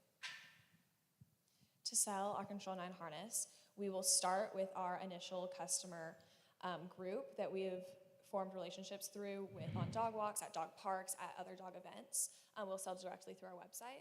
And then later down the road, we will sell in pop-ups in local dog stores and farmers markets once we have increased that customer base. Walk with confidence, walk with PowerPub.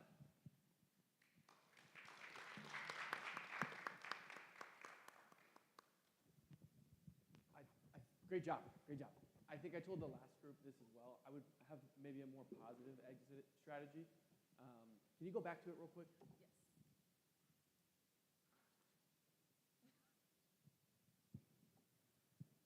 Can you tell me your exit strategy one more time? It's to liquidate our assets, and during this time, we will keep everyone informed during this process and handle everything responsibly. If we do not break even after the first Yes. 3 years. Okay. I might be a little confused with, it might, do y'all want to restructure the exit strategy?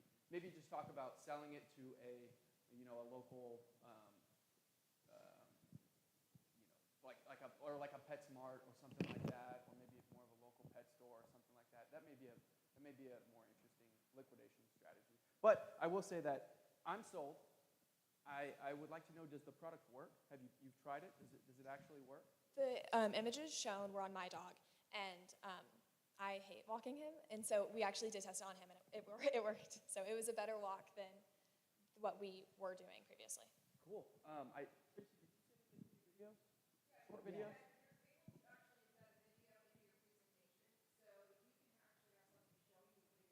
Okay.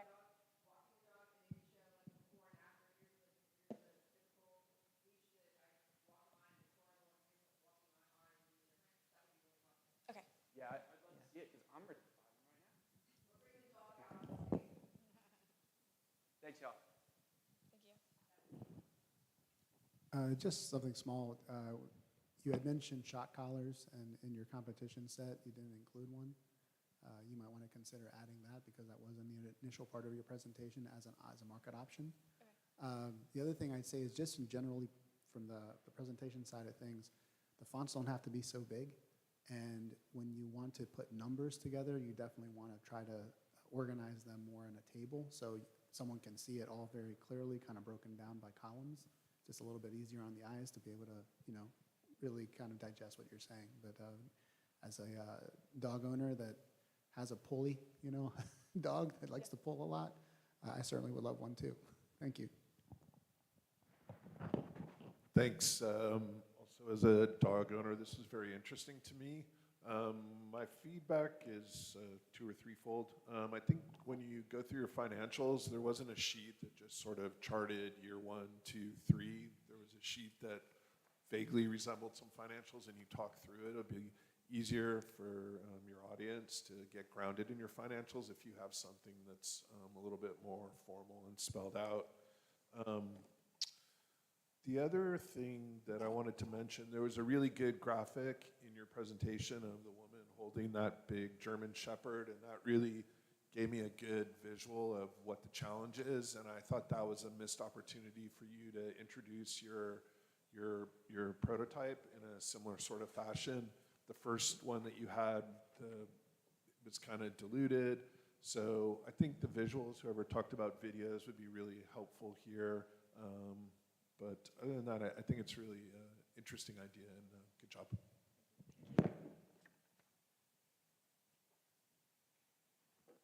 Great job on the financials. I echo that. I'm not sure if I saw year 1, 2, or 3, anything like that, so think about that for the future. Also, having a dog that no one likes to walk, I'm in this boat. You might bring up the fact that, how are other animals walked? That's the thing. How are other animals, maybe like horses, they put a bit in their mouth? Well, we don't want to do that for a dog. This is real close to that and allows you to somewhat get the same result. That way people can understand. But great job, really great job. Sorry. Sorry. I think that you made the point, but having spent a lot of money on trying to get my dog to walk without pulling, you touched on it, but maybe slow down a little bit on the part where you talk about the nose, because I think that's the main thing that a lot of people don't understand, right? Is how sensitive, and you don't need a lot of force there. And so if you slow down on that, I think people will understand your unique design, which is strong. So you guys did a good job. Thank you. Yeah, great job. So on the solution, the first slide of your solution is a drawing, which isn't very clear. And so that was my first question. It's the second or third slide probably. That one. Yeah. Yeah, that doesn't, I was lost at that point. Okay. And so, so when I got lost, then my mind was trying to figure it out as opposed to listening. So I think if you can get the video or at least that one of these pictures in there for the solution as opposed to that might be a little bit more clear. Okay. That'd be great. But yeah, great job. Thank you.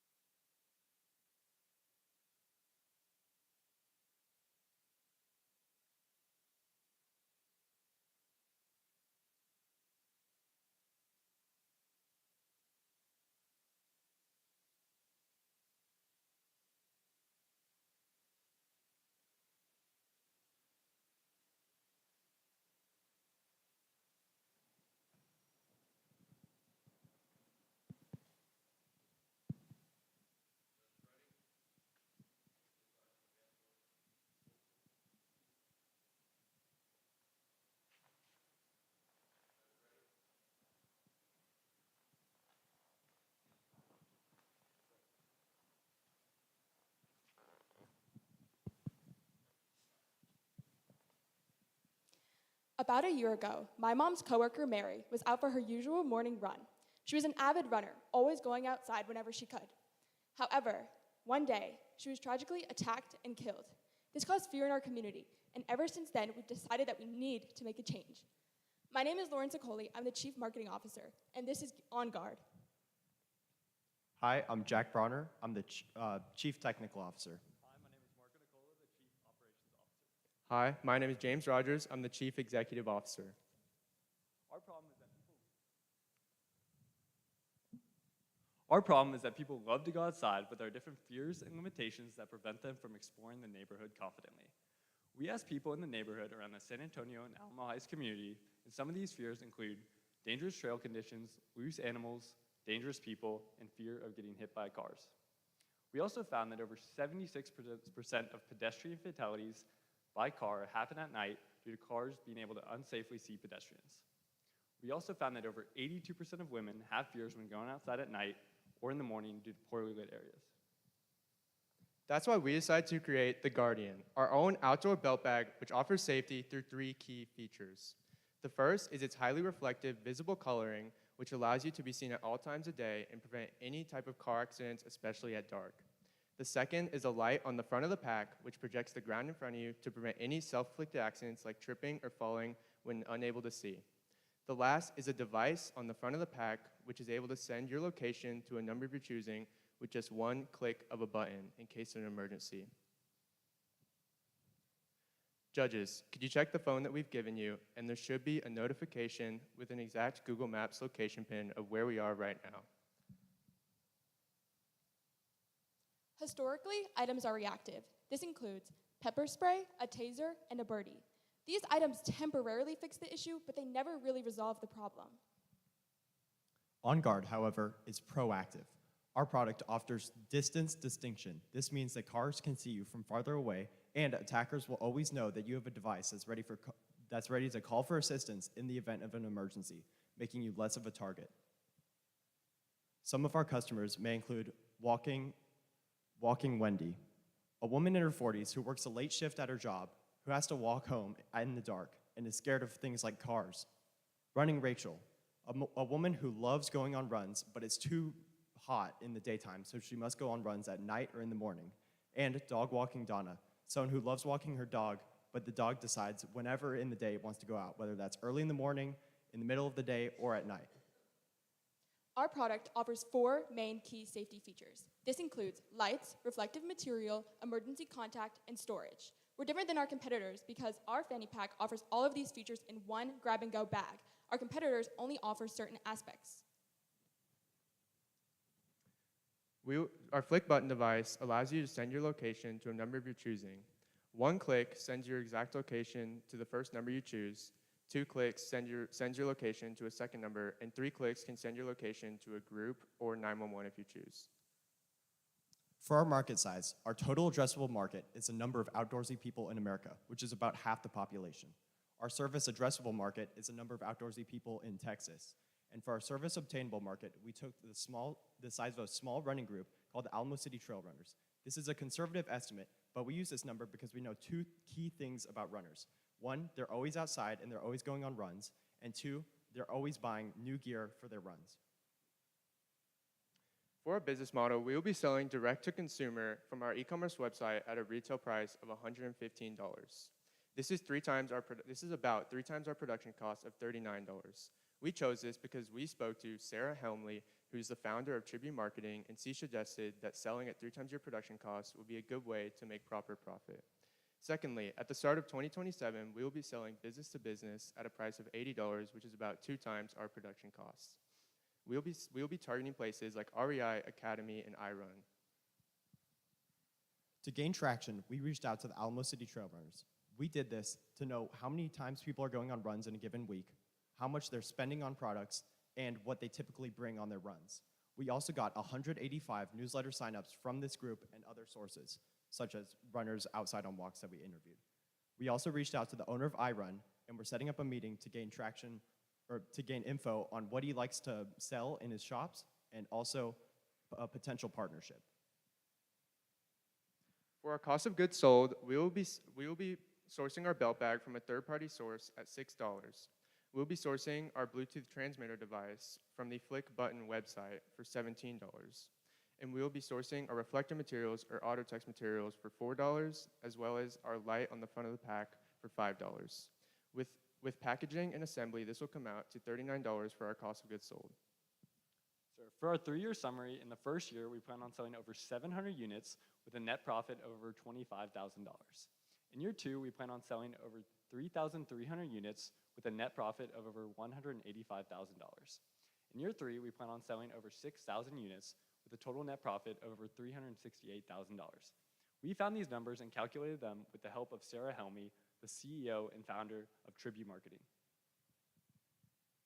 We're asking for $30,000 to get our business up and running. $15,000 will go into marketing and consulting. $2,000 will go into accounting and legal fees. $4,000 will go into product demonstration and development. Another $4,000 will go into IT costs to try and reduce the price of our device to reduce our cost of goods sold. And another $2,000 will go into insurance, and another $2,000 will go into cushion. For our growth and exit strategy, in year 1, we want to continue researching and developing our product while also looking forward to marketing and making our first sales. In year 2, we plan on taking customer feedback to growth and improve our product while also working on partnerships with local businesses. In year 3, we plan on continuing to develop and making sales while also looking for a partnership with an outdoor sportswear company for them to buy our product so we can go off to college. Enhance your outdoor experience with On Guard. Stay safe out there.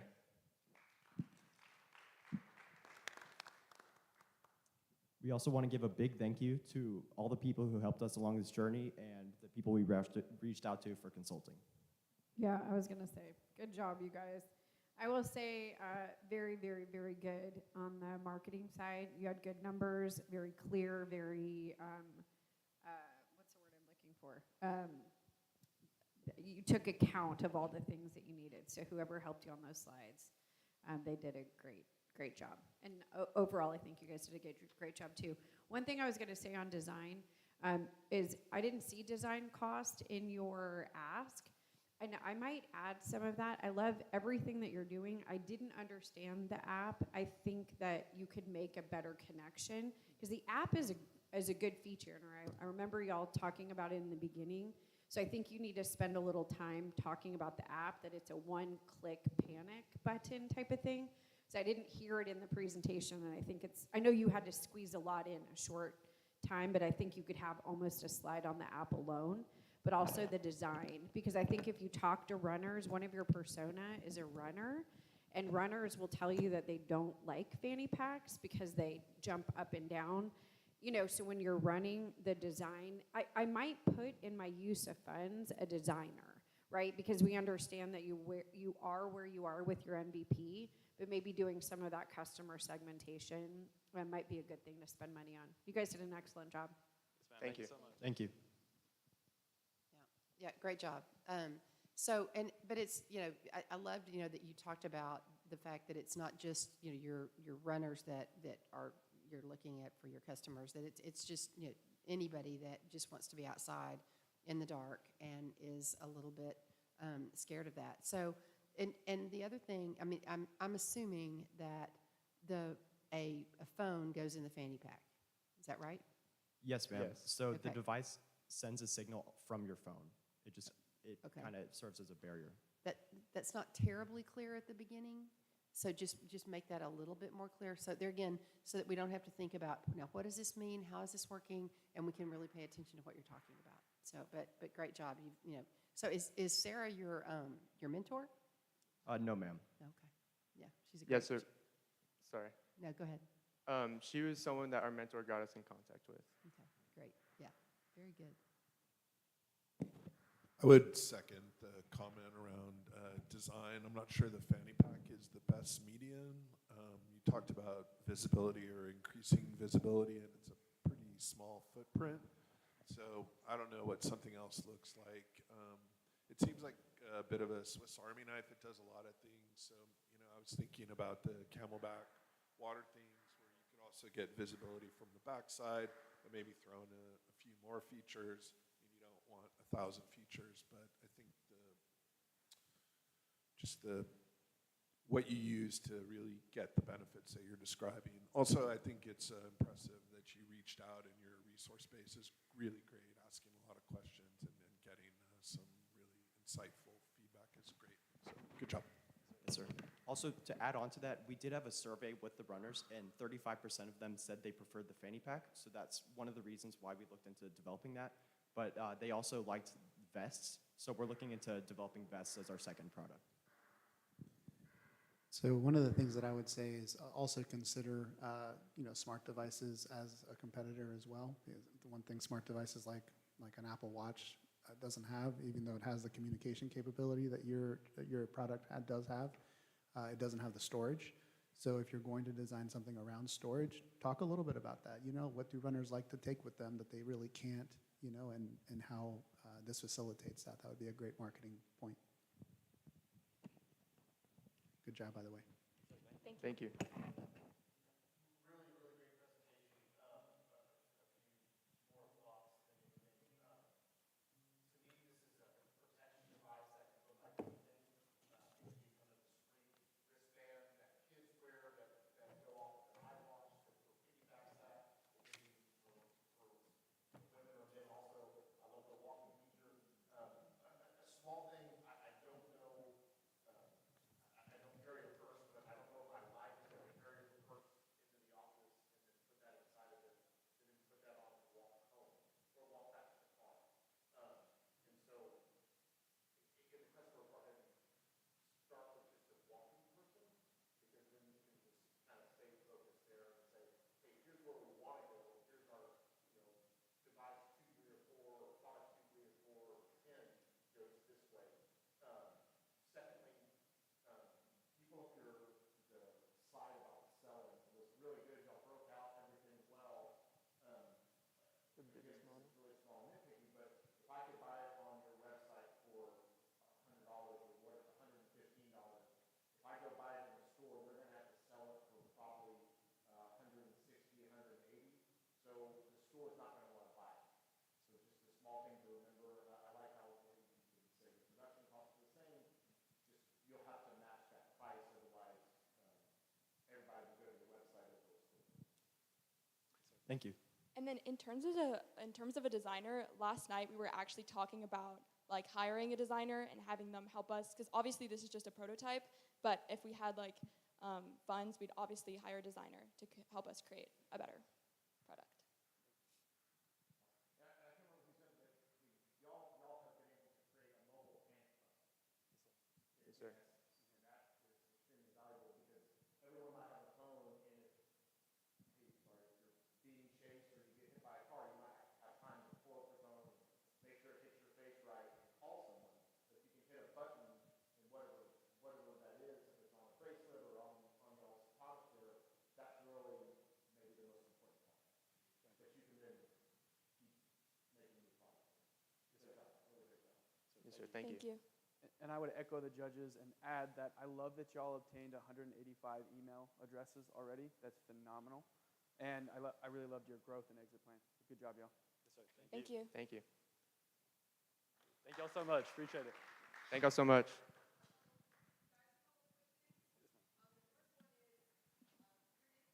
Lauren.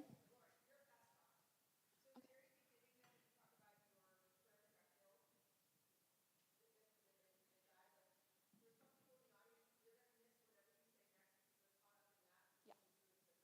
Okay, yeah.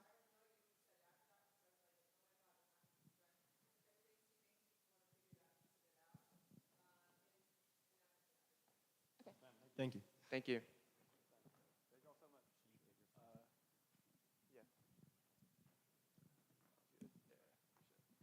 Good luck.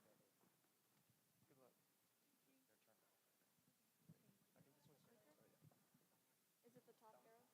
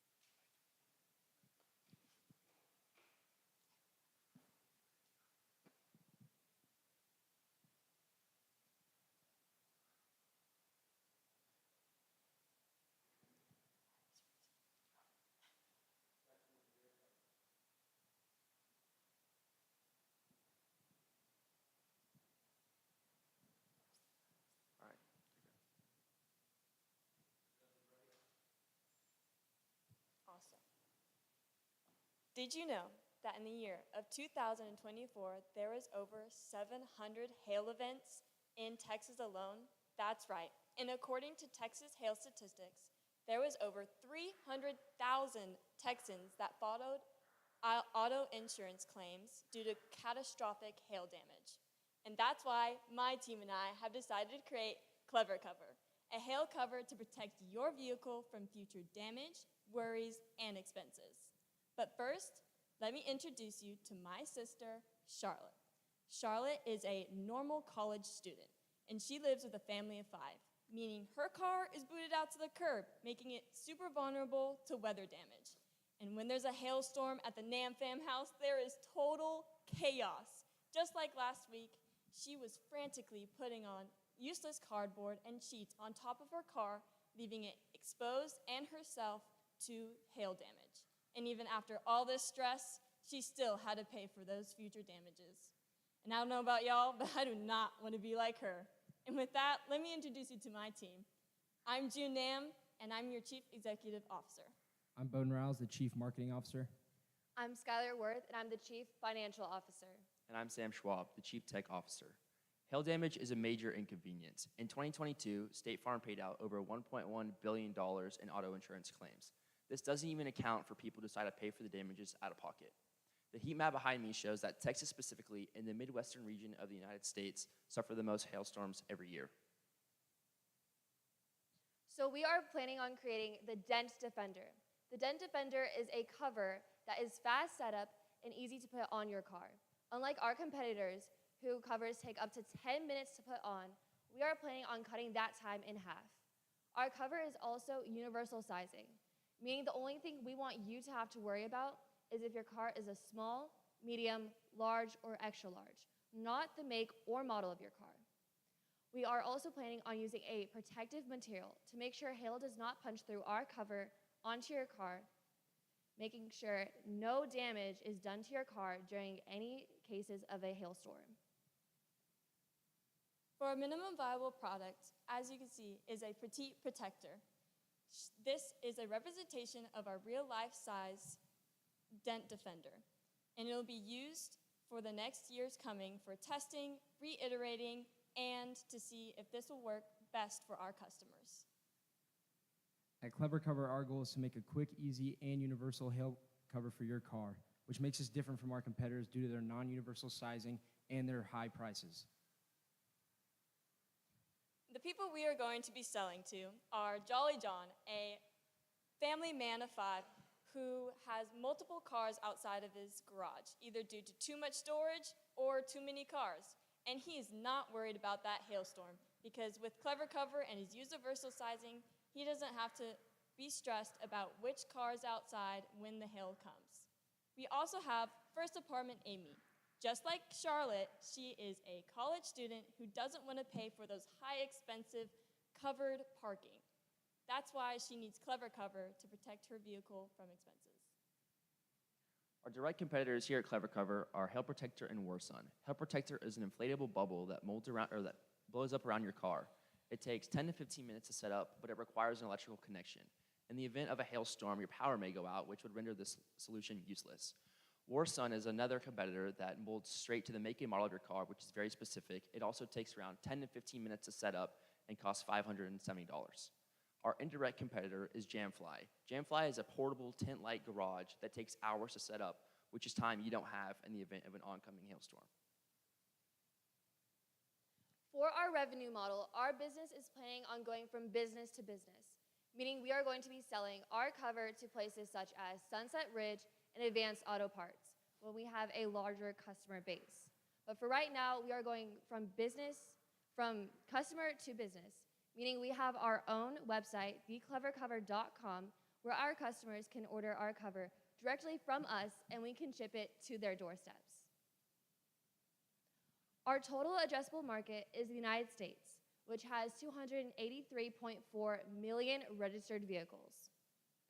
Our service addressable market is Texas, which has 7.4 million registered vehicles.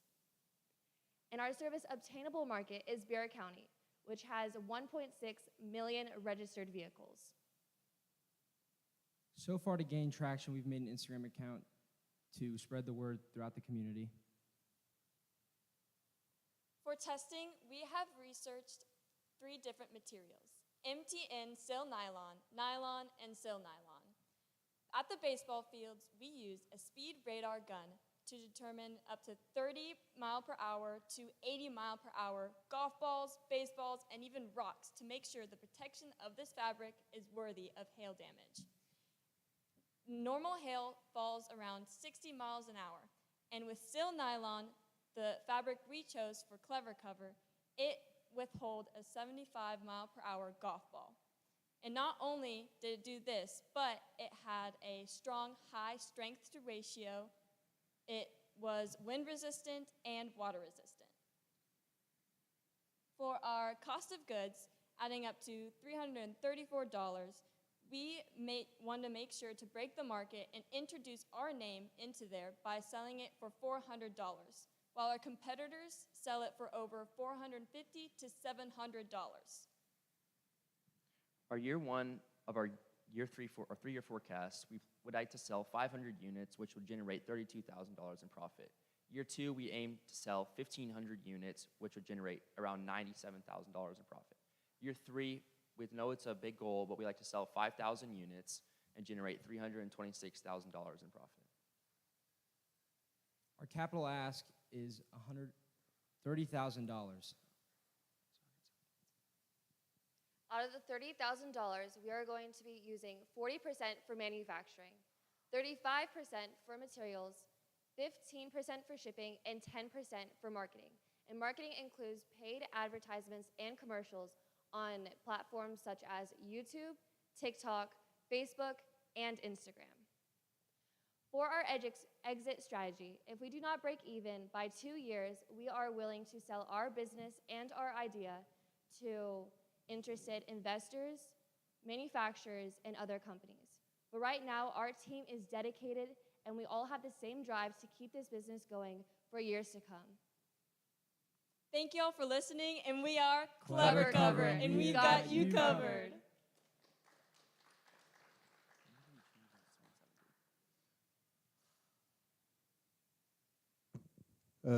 Really, really good presentation. I thought some of the things that jumped out at me were the graphics. I thought were a good representation. I did have a question as how you affix it to your actual car, but you can address that after. I was also super impressed with the testing that you guys went through. It seemed very rigorous, and how you thought through that I thought was really impressive. The one hitch for me here is pricing, particularly as you talk about one of your customers being a college student. $400 is steep, steep, steep. So in my mind, I'd be thinking about how you get that cost down, way down, especially relative to the number of times hail actually comes through. If it's a once-a-year occurrence, that's a lot of money sitting in your truck waiting to be deployed. But the idea is compelling for sure. So good job. Thank you. With the $400, we understand that 400 is steep, but the alternative would be paying thousands for damage to your car, and so we feel it's an even trade-off for the hail damage to your car and the hassle of dealing with that. You know, I think that's a great point because, you know, $400 does seem like a lot of money, but if you start with, you know, how much an average repair bill is for hail, you know, you could probably get some statistics on that. Yes. And then that can help you justify that cost. Yes, according to Texas Auto Repair, it costs over to $4,000 to $5,000, and for quarter-size dents, it costs $150 for each dent. And so, also go there in the presentation. Yes, of the 100, because then you're like, okay, you know, 150. Because if you just have a little dent, it's, you know, that's great. So yeah, yes, ma'am. That's good. Y'all did a great job. Thank you. And I know, sir, you had a question on how our cover would look on a car. June, do you mind going to our blueprint slide? You can. Okay. So our cover, we are planning on having it fold into a crescent shape so it's easier to store in your designated spot. And when you put it over your car, you take one side and put it over your car. We are planning on having 4 to 5 tent poles in the middle of the cover to make sure it's elevated above your car. So our cover is not directly touching your car, it's elevated. for some extra protection. And then we also have weights on both sides to make sure the cover does not blow away when the winds get really strong. That needs to be in your presentation too. Okay. Yes, ma'am. You do have a prototype right there that you can kind of use and shows the folding and. So y'all think this is something that stays at your house? Is that what you're saying? Or is it going to fold down enough to be in the back of someone's car? Well, with the 10 poles, we would like to be able to break it down and it could just fit in a small bag that you could put in the back of your car. For packaging. That's kind of what my thought process was. Really great job. I like the energy. I took the price point that's not $400 is expensive. I took the price point of $400 is cheap. And so I say that because twofold. One, your average car deductible is X. I don't know what that is. I think mine is $500. So if I get to buy that once and I don't have hail, then the deductible I was going to use anyways, I'm buying that. Correct. Two, I think the price could be, $600-700 pretty easy. Okay. And I guess the third thing, besides getting hail damage and what that does, it makes your car undrivable, or it has the ability to make your car undrivable. Yes, sir. And the insurance side of getting your car fixed with hail damage is now my car has to go sit in line with everybody else's car, and I can't drive it for a month, 2 months. Mhm. My insurance gives me $19 a day for a rental, which doesn't cover it. So there's a opportunity cost there that y'all can touch on by saying, hey, not only is $600 not a lot of money because you're going to pay it anyway, but you don't have to not have your car for 2 months. So Yes. We did want to start with penetration pricing and start low in order to get our name out in the market and then start growing the price as we get more customers. So one thing I want to mention about exit strategy, I think what you have is a unique enough design, and I think the price point warrants. You can talk about creating intellectual property. You can talk about creating patents. I know it's not in your use of funds, but if you think about this, we think we're really onto something, and maybe if distribution gets beyond where we are, we'll have intellectual property that we can then sell. I think it's something to fold into. We understand that maybe not all of you will take this to college, but there might be some patents that come out of it or something like that. Yes, So. ma'am, for sure. Thank you. If y'all get to pitch again, I would on stage and have a little toy car. Yes. So that it's just easier to understand, because that's what a lot of these questions are, is help us understand what this is really going to be. Okay. But when you look at that, and if there's a toy car under there, and you might even have a smashed one or something, I don't know, for drama. But then we can see it. Yes, So. ma'am. That makes sense. Yes, ma'am. Going off of what Melissa just said, you know, I think that this might seem like a big goal, but your exit strategy could also be selling to insurance companies. I mean, I think that seems kind of lofty, but I think that'd be huge. It'd be cool. Also, love the theme consistency throughout your PowerPoint. I think y'all did a really good job. Thank you, sir.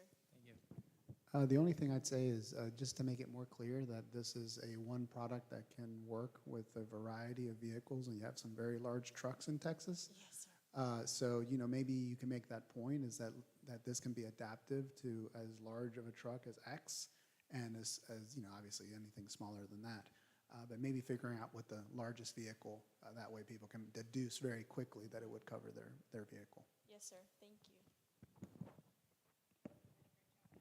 Thank you. Thank you all so much.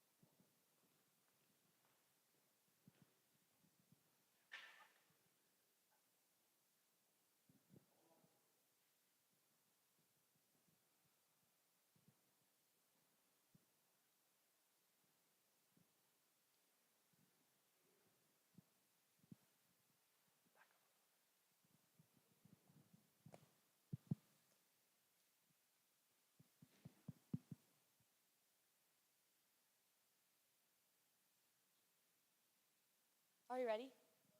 Okay. Sorry.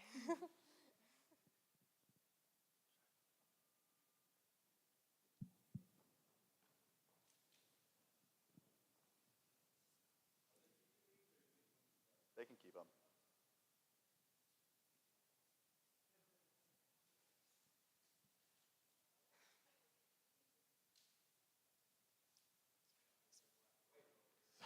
Sorry about that.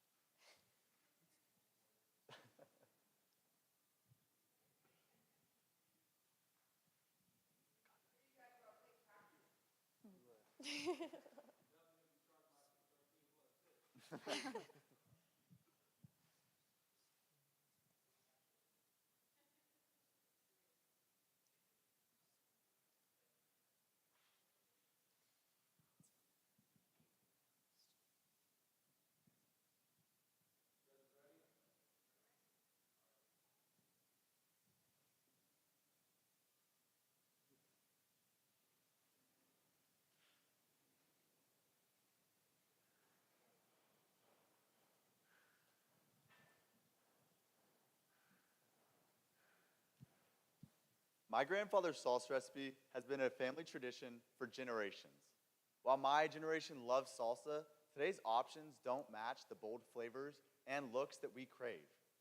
We named our company Eat Sancho's as a nod to my grandfather's Mexican roots and a playful family joke, Sancho, which means the other man in a relationship. It felt perfect for our bold and disruptive brand that's made for the new generation, but can still make an old man feel young again. My name is Caden Alvarado, and I'm the Chief Executive Officer of Eat Sancho's. I'm Drew Perkins, and I'm the Chief Experience Officer. I'm Tate Seeger, and I'm the Chief Financial Officer. I'm Joseph Angulo. I'm the Chief Marketing Officer. And I'm Rachel Olson, the Chief Operating Officer of Sancho's. Let's be honest, salsa is personal. Everyone has their own taste, and in a crowded market, most people just stick to what they know. So, how do you stand out? You listen. We went out and asked salsa lovers directly, if there's one thing you could change about your salsa, what would it be? And these are the results that we found. 51% of people said flavor profile, 32% of people said packaging, 24% of people said pricing, and 22% of people said branding. What we found is clear. People aren't just buying salsa, they're buying an experience. And there is a lack of just that in the market. That's why we created Eat Sancho's, not just to accommodate, but to stand out. We focused on what our target audience really wanted: bold flavor, modern packaging, and the opportunity to give real feedback. In fact, our recipe was perfected through customer testing, and our sleek, unique bottles were made for customer convenience. Eat Sancho's brings a new and innovative look to an old and tired market.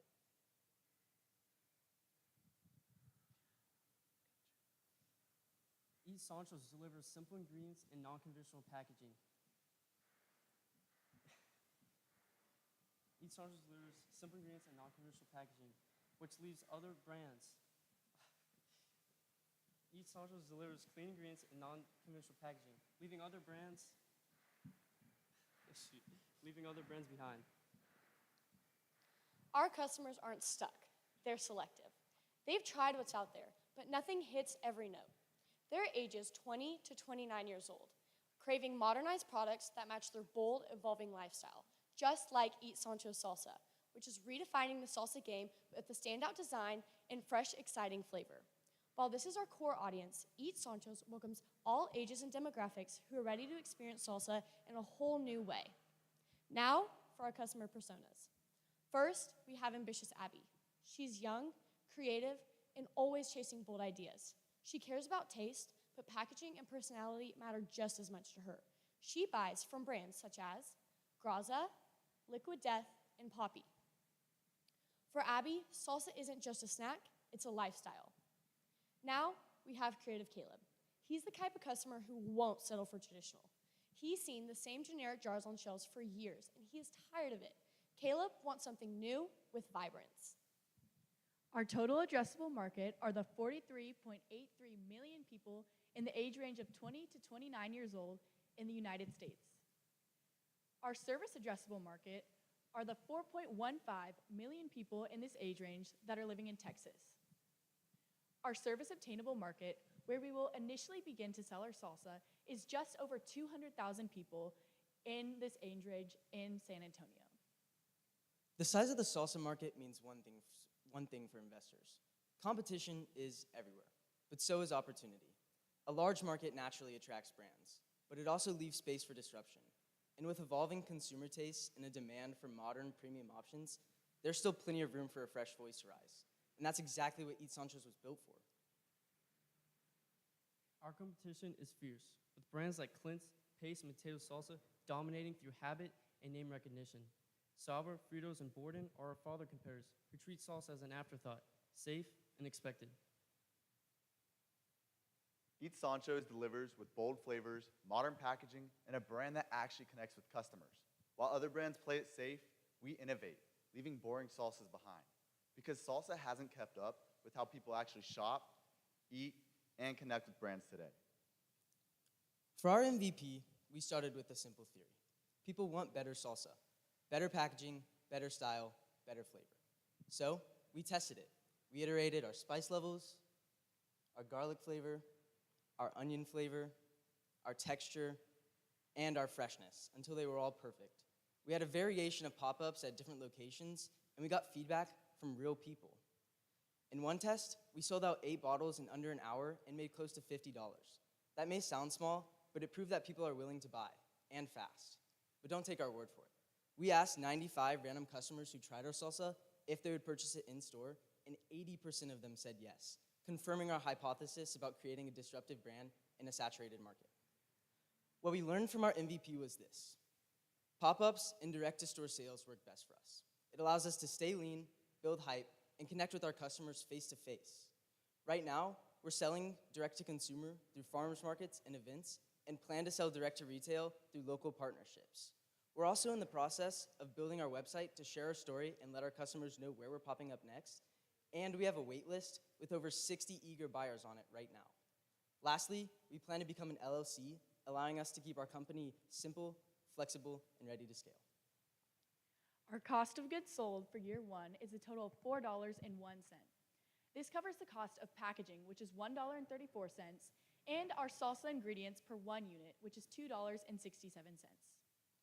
In years 2 and 3, our cost of goods sold is a total of $3.61.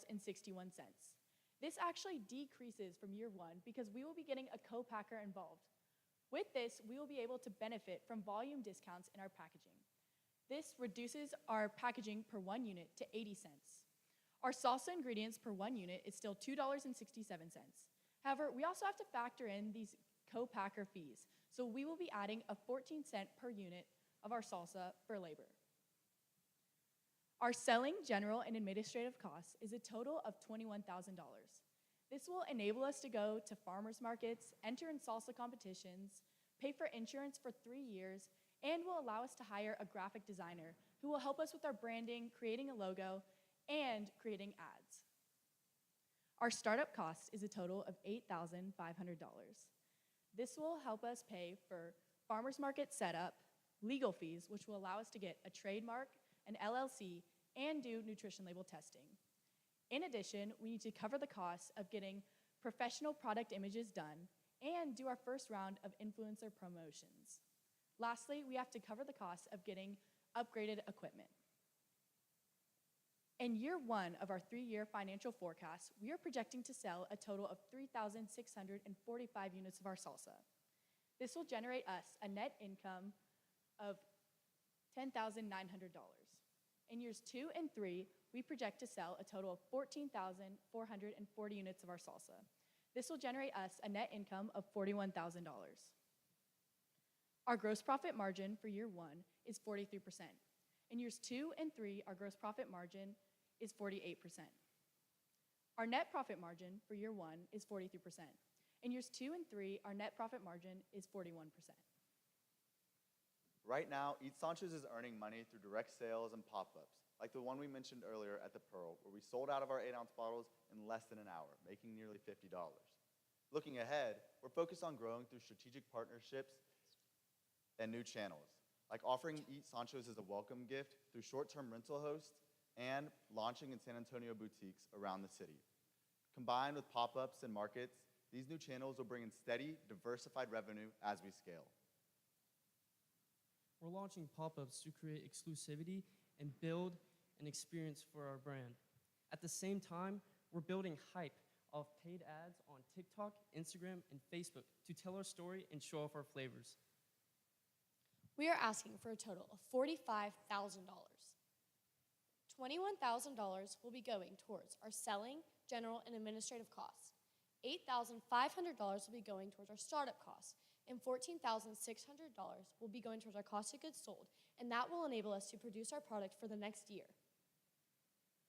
We're targeting a strategic acquisition in 5 to 7 years by a major brand like PepsiCo or Kraft Heinz. We hope to build the business up to its best and then exit at peak valuation. Now, we started with my grandfather's salsa recipe, a strong and traditional base, and we built something bold and modern around it. With that, I introduce to you Eat Sancho's. Rely on the new guy. We're now open for Q&A.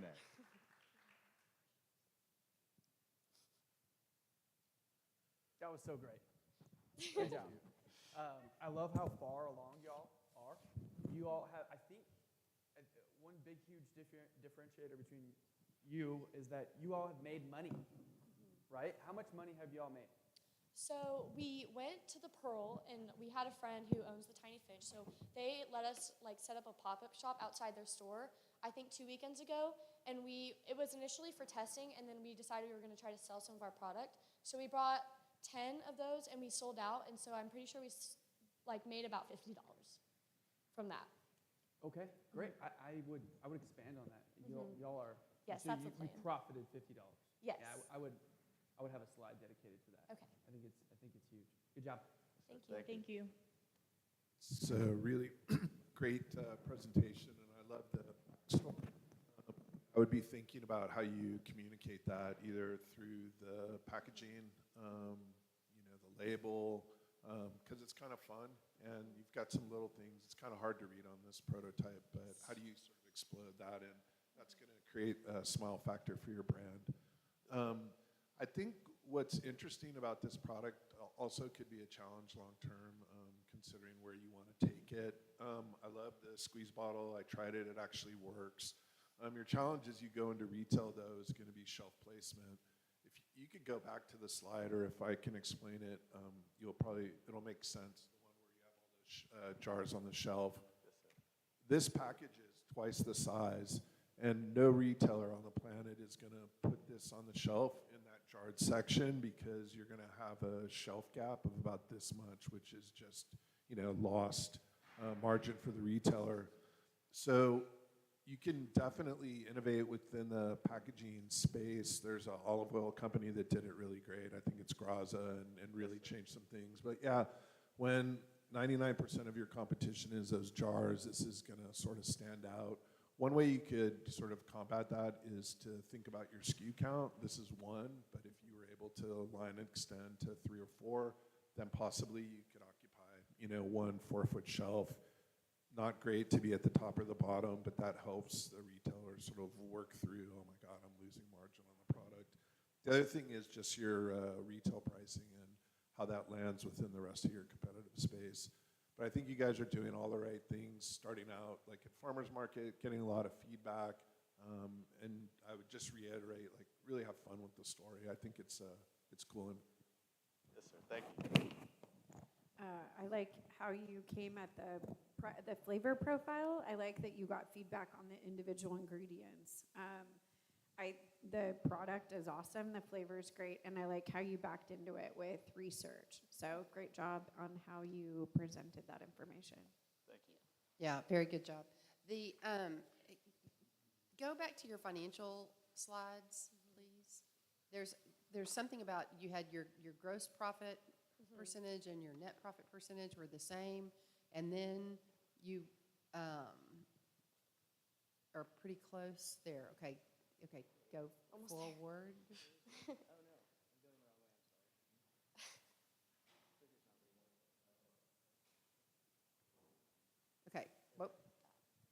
Okay, so gross profit 43 and 48, and then next slide.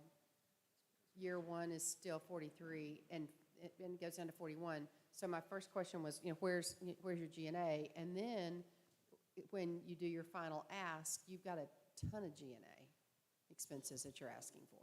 So in our in our selling general, it says everything that's broken down there. We had to change our gross profit margin and our net profit margin recently because we realized we had to add in some of our costs. So I think we do need to still play around with those numbers and just finalize it for sure. Make those, just make sure you're consistent. Yes, Yeah. ma'am. But great job, and it does taste really good. Thank you. Thank you. Yes, very good. I just had two, so I got 2 chips. I probably would have eaten the whole bowl, but anyway, first of all, your presentation is phenomenal. I love the visual presentation of the deck. If you guys are getting a graphic designer and already have used that graphic designer, make sure you hire them quickly because you already have a brand definition, and I love the colors. I love everything that you're putting behind it. And yeah, I also second the motion on the fact that you're already generating revenue. I mean, that's a huge win, of course. I think the other thing to consider is if you're going to play the outsider role with your presentation in the marketplace, hold on to that and always kind of play, outside the box if you can, because, that attitude is, in marketing particularly, is what sets you apart, particularly as you start looking at getting on store shelves. Also, I would recommend maybe you go to Pullman Market, talk to them. They don't put things on store shelves. They put things on tables, so consider other avenues here locally just to get more of that adoption, but you did a wonderful job. Yes, sir. Thank you. Really great job.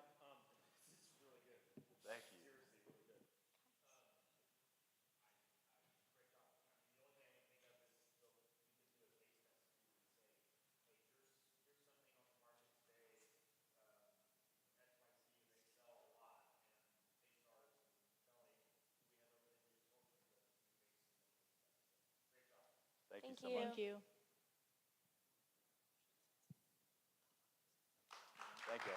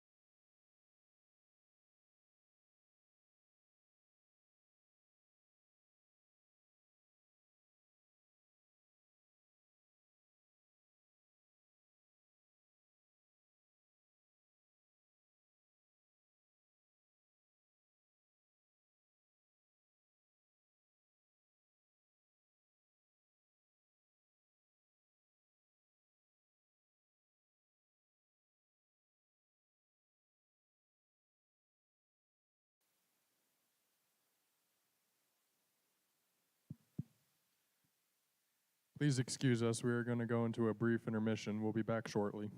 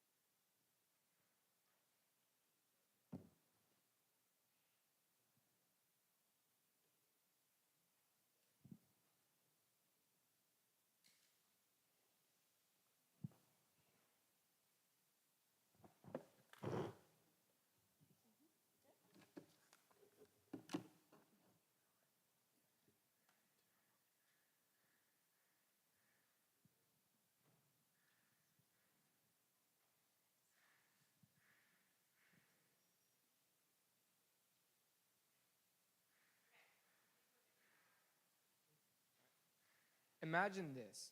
You just landed in your dream vacation spot. The sun is out, the beach is beautiful, and the food smells amazing. But you're starting to feel a stomach bug coming in, and it's all because you use the water out of the faucet to brush your teeth. It turns your dream vacation into a horrible disaster. Millions of travelers every single year experience this problem. The fear of wondering, can I really use this water to brush my teeth with?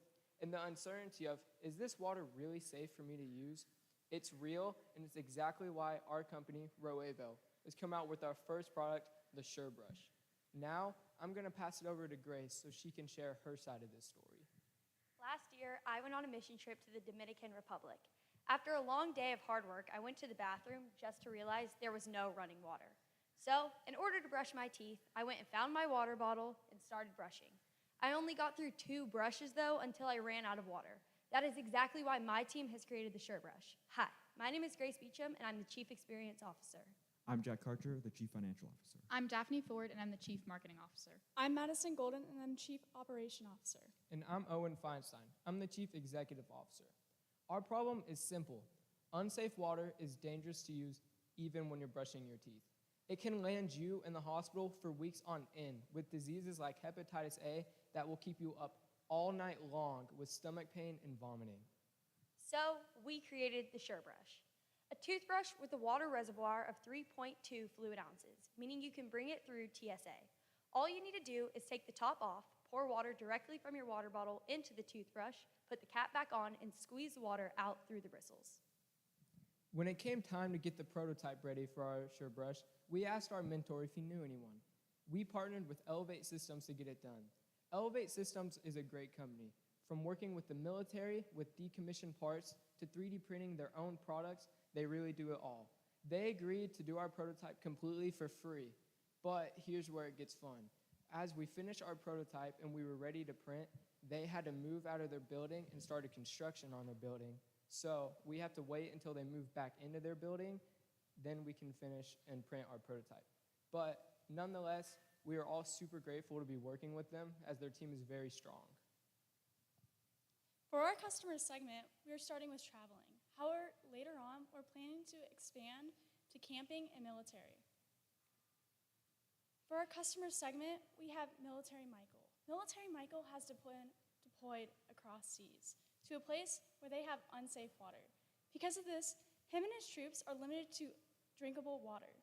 Secondly, we have Traveling Tracy. Traveling Tracy loves traveling the world. However, many of the places she travels to do not have safe water. Because of this, she's paranoid that she'll get sick from drinking the water. Lastly, we have Camping Caleb. Camping Caleb loves camping and hiking in the wilderness. However, he is limited to how much he can pack per a trip. Now, you may be thinking, how many people actually suffer from this issue? Well, according to the U.S. Travel Association, there are 60 million American citizens who travel abroad yearly to countries without direct access to clean water. Our service addressable market are the 6 million Texans who travel abroad to countries without direct access to clean water, and our service obtainable market are the 350,000 San Antonians who travel abroad to countries without direct access to clean water. Our indirect competition includes Colgate Wisps, which are disposable toothbrushes meant to freshen your breath on the go. Then we have the regular travel toothbrush, a smaller sized toothbrush with a cap on it. Lastly, we have the Water Pick. A Water Pick is an electronic water toothbrush meant for flossing purposes only. We do not have any direct competition, but our customers do have 3 choices. They can either brush their teeth with dirty water, risk getting sick, not brush their teeth at all, or use all the clean water they have to brush their teeth.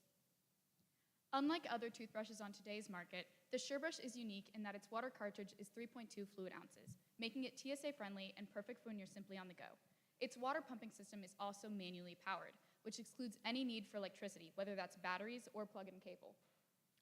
It's also one of its most unique factors is that it serves as a reminder to all the travelers and tourists that the water they're using to brush their teeth is unsafe and subsequently will make them sick without the help of our Sure Brush. Out of 130 interviews that we've conducted, here's some of the data we found. 88% of people have traveled abroad. 57% of people have experienced these water problems. 85% of those people would buy our product even if they haven't traveled abroad, and 70% of people think we're going to do great in this market. For our first year, we expect to sell 600 units and double that in our second and then our third. By the end of our third year, we should have sold over 4,000 units. We start off having to spend about $6.50 for each unit we sell.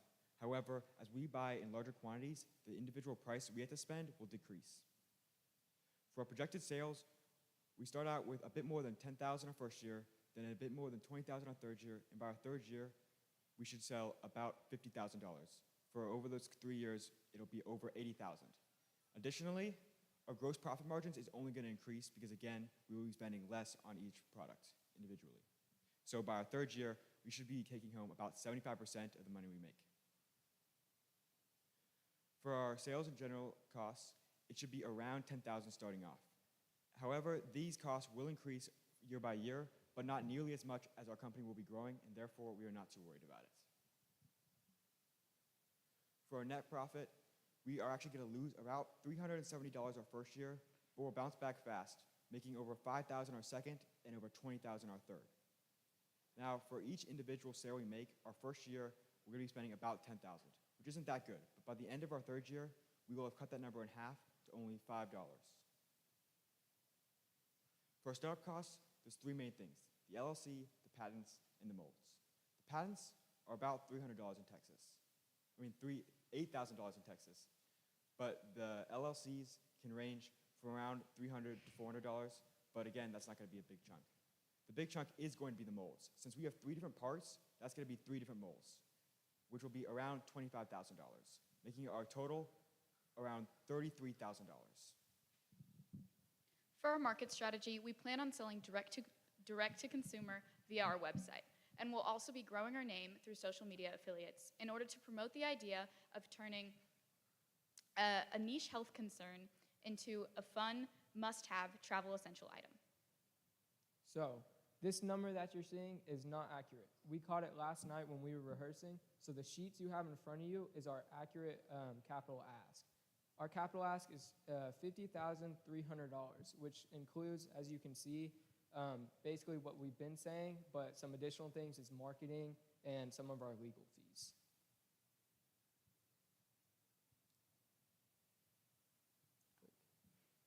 For our exit strategy, we plan on getting a patent, selling, and then selling to a bigger business. Here at Roevo, we truly believe that everyone deserves to have great travels and not have to worry about compromising their health. After all, it's in our name. Sure means safe in French, just like our product, the Sure Brush. Roevo. Worry less, row more.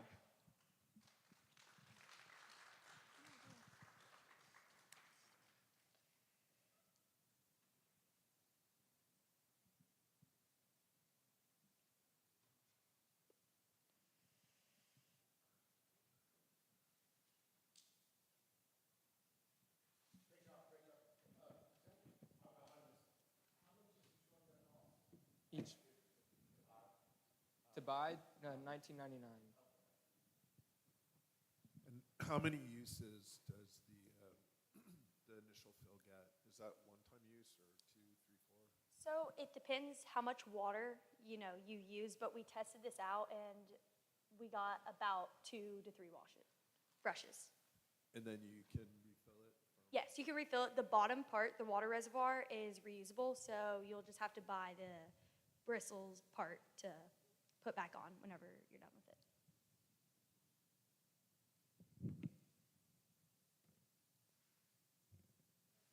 it. Ooh, great job, guys.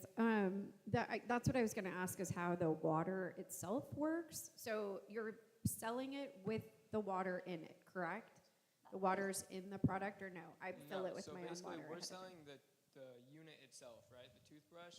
So basically, when you want to put water in it, you take off the toothbrush head, and then you pour water in the top of it, and then you put it back on the top. We're also going to make replaceable toothbrush heads, so then when your toothbrush head wears out, you can just buy a replacement brush instead of having to buy a whole new unit. Okay, so the So you're not actually selling the clean water, you're selling I would put clean water in it before I left on my trip, is what you're saying, Yes, right? or when you get there, yes,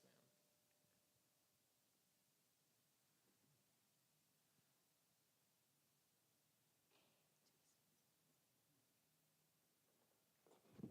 Just another quick question in terms of experience. So I guess the other option is you have your clean bottle of water, and you pour it on the head and brush and then spit. How much of an improvement do you think this is to that kind of old school just winging it method? Provided, I guess, that you have that clean bottle of water with you. Well, we actually did a test on that. We filled up a Nalgene bottle, a normal water bottle like you're talking about, and then we made it smaller and smaller in amounts. And actually, when you have a larger amount of water, you use more. So the more you narrow it down, the less you use. So then when you're using your water bottle like you're talking about, you'll waste a lot of water doing that. Like she was saying, when she was in the Dominican, in 2 brushes, she was out of a whole water bottle, and then she had to find more water to use.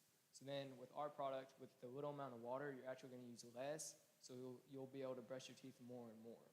That makes sense. And it eliminates the waste factor of when you're pouring the water onto the toothbrush, and the water that's not getting directly on the toothbrush is just spilling out of the water bottle. So we're eliminating that factor to hopefully, keep the water going, and you have more of it.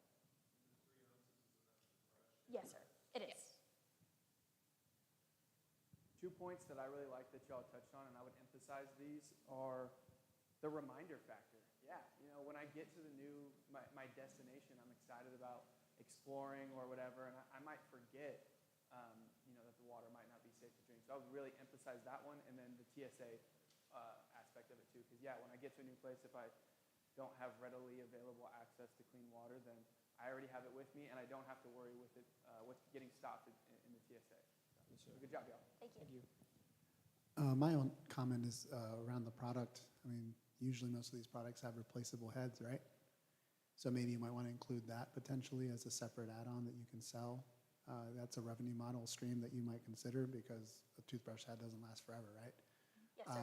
And as far as the product itself, the other thing to consider is also, you haven't really touched, you mentioned it just now, the environmental factor, right? I mean, just even teaching your kids to not waste water, that would be a very great training tool. I mean, there's lots of ways to attack it without just talking about just people that are traveling overseas. There's other use cases that you should consider when sharing the value of the product, but very good job. Thank you. Good job.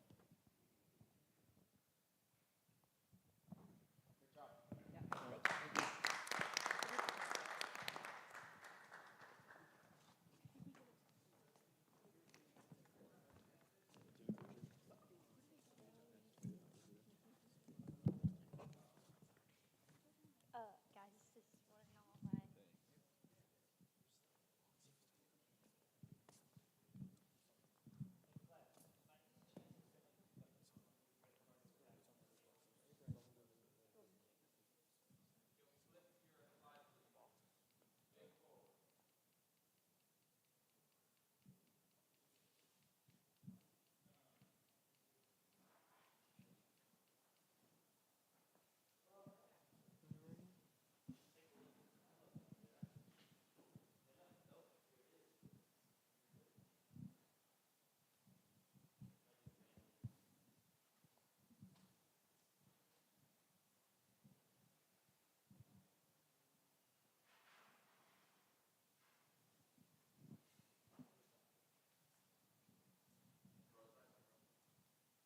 Testing.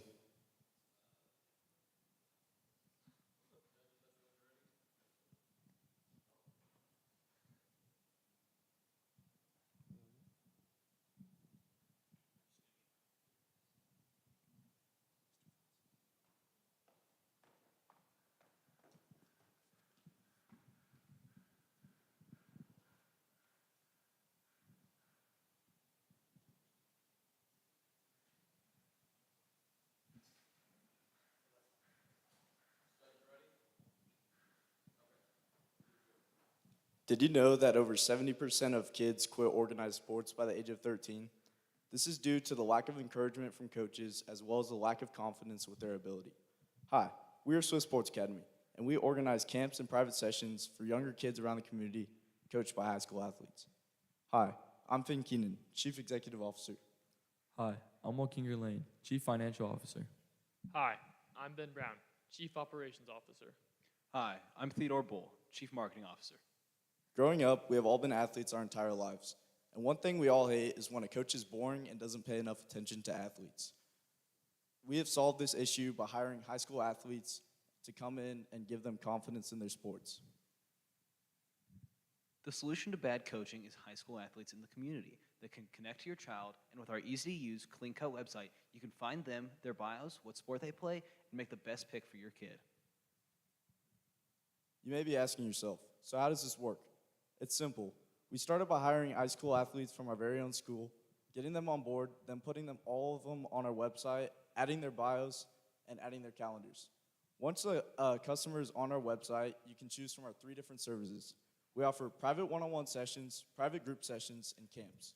A customer can choose from these, then go to the athlete's calendar and see the date that fits their availability. Our plan is to start off with camps to grow a clientele basis to then move to private sessions once we have enough people for a recurring income on the private camp sessions. Let's take a look at our customer personas. Someone that could really benefit from our company is someone like Busy Betty. Busy Betty's a tired mother of 3, where her kids are always pestering her to take them to the park to go play their sports. But she can't due to the many chores she has around the house and her job that she has to do from home. So what she does, she gets on the Swift website, books a coach, and gets a venue, and from there, she can drop off her kids while simultaneously finishing her work at home. Another potential customer is someone like Tired Trevor, a father of 3 who used to play football himself, but he just can't keep up with his young kids anymore. So he needs the reliable skills of our varsity athletes at Swift Sports. He can go onto our easy-to-use website, find a schedule that will meet his, and make sure his kids are getting the proper training for their upcoming flag football season. Our direct competition are places like I-9 Sports and the YMCA, which offer similar services to us, but suffer from one coach for too many kids and don't have the same community values that we do. Our indirect competition are club sports, which offer similar services but at a higher level than ours. They're also a large time and financial commitment for parents. What if your kid doesn't like the sport they're doing and wants to change? That's hard with club sports because of the commitment you've already made. But with Swift Sports Academy, you can come in, do 1 session, see if you like the sport, and build skills at the same time. This lets us supplement skills for our kids and build them up to club sports eventually. Now, let's take a look at our market sizes. We'll start from bottom to top. Our serviceable attainable market is 2,500 first graders through 6th grade athletes. Now, if you think about it, this is a good number since we're starting out locally here. Now, if we move to our serviceable addressable market, it is the city of San Antonio, where it has 450,000 first through 6th grade athletes. This is a big jump from our serviceable addressable market. Our our total addressable market is 3.45 million first through 6th grade athletes. Community outreach. Ways we have reached out to the community was we went to Cambridge and Woodridge and we did a test camp for the kids. We got a lot of excitement from them and great feedback for what we learned was to split the kids into 2 different age groups, one for 1st through 3rd and one for 4th through 6th. Let's take a look at our revenue model. Our revenue model is an online-based transaction where the parents go to the venue and where the parents pay at the reservation and the coaches receive a commission at the end of the session. Our pricing is pretty simple. To come up with the numbers that we came up with, we did interviews in public to see what our median recommended pricing should be. Then we looked at other companies and their MSRP prices. For our private one-on-one sessions, the recommended price was $60. Meanwhile, we were able to cut that by $15 and offer it at $45. For our camps, the recommended MSRP was $70. Meanwhile, ours is offered at $50. For our private group sessions, the MSRP was $60. Meanwhile, ours is offered at $45. Starting out the year, we conducted camps at Woodridge and Cambridge Elementary, as well as interviewing people in public and getting all the athletes from our school on board. We started this process in mid-November, and we're able to finish it with our first sport being soccer in March. This opened up the door for us to run our first camp, to which we made $550 in sales, and it allowed us to get positive feedback as well as funding to start up more sports. Let's take a look at our financials here. So, our financials will stretch across from 3 different sport sessions that we do. Our first one is $40 for a group session, $45 for a private, and $50 for a camp. Now, on top of that, we also have to take in the factors of how many coaches there will be, which will be 2, and an average of 7 students. On top of that, we will try to push at least 6 sessions. For our year 1 revenue, we're expected to make at approximately $75,000. Now, our year 2 is an increase of 20%. It is an increase of 20% at $78,000. And finally, at year 3, a 30% increase will be $98,000. Finally, let's look at our COGS, our cost of goods sold. Our athlete coach will have a startup pay of $25 at a group session, and at privates he'll have a $45 pay. On top of that, we will have to pay water. Supply water and sports drinks, which will cap out $150 per month. Now, we also have to take into account our facility fee, which will be $375,000. But it may diminish since we are working a deal with the junior school to borrow their facilities. From here, you can see our year 1 COGS. Our year 1 COGS will start off at $25,000, will be approximately $25,000. From there, our year 2 COGS will have a 10% increase of $28,000, and a year 3 COGS will have an increase of 15%, and to cap out at $32,000.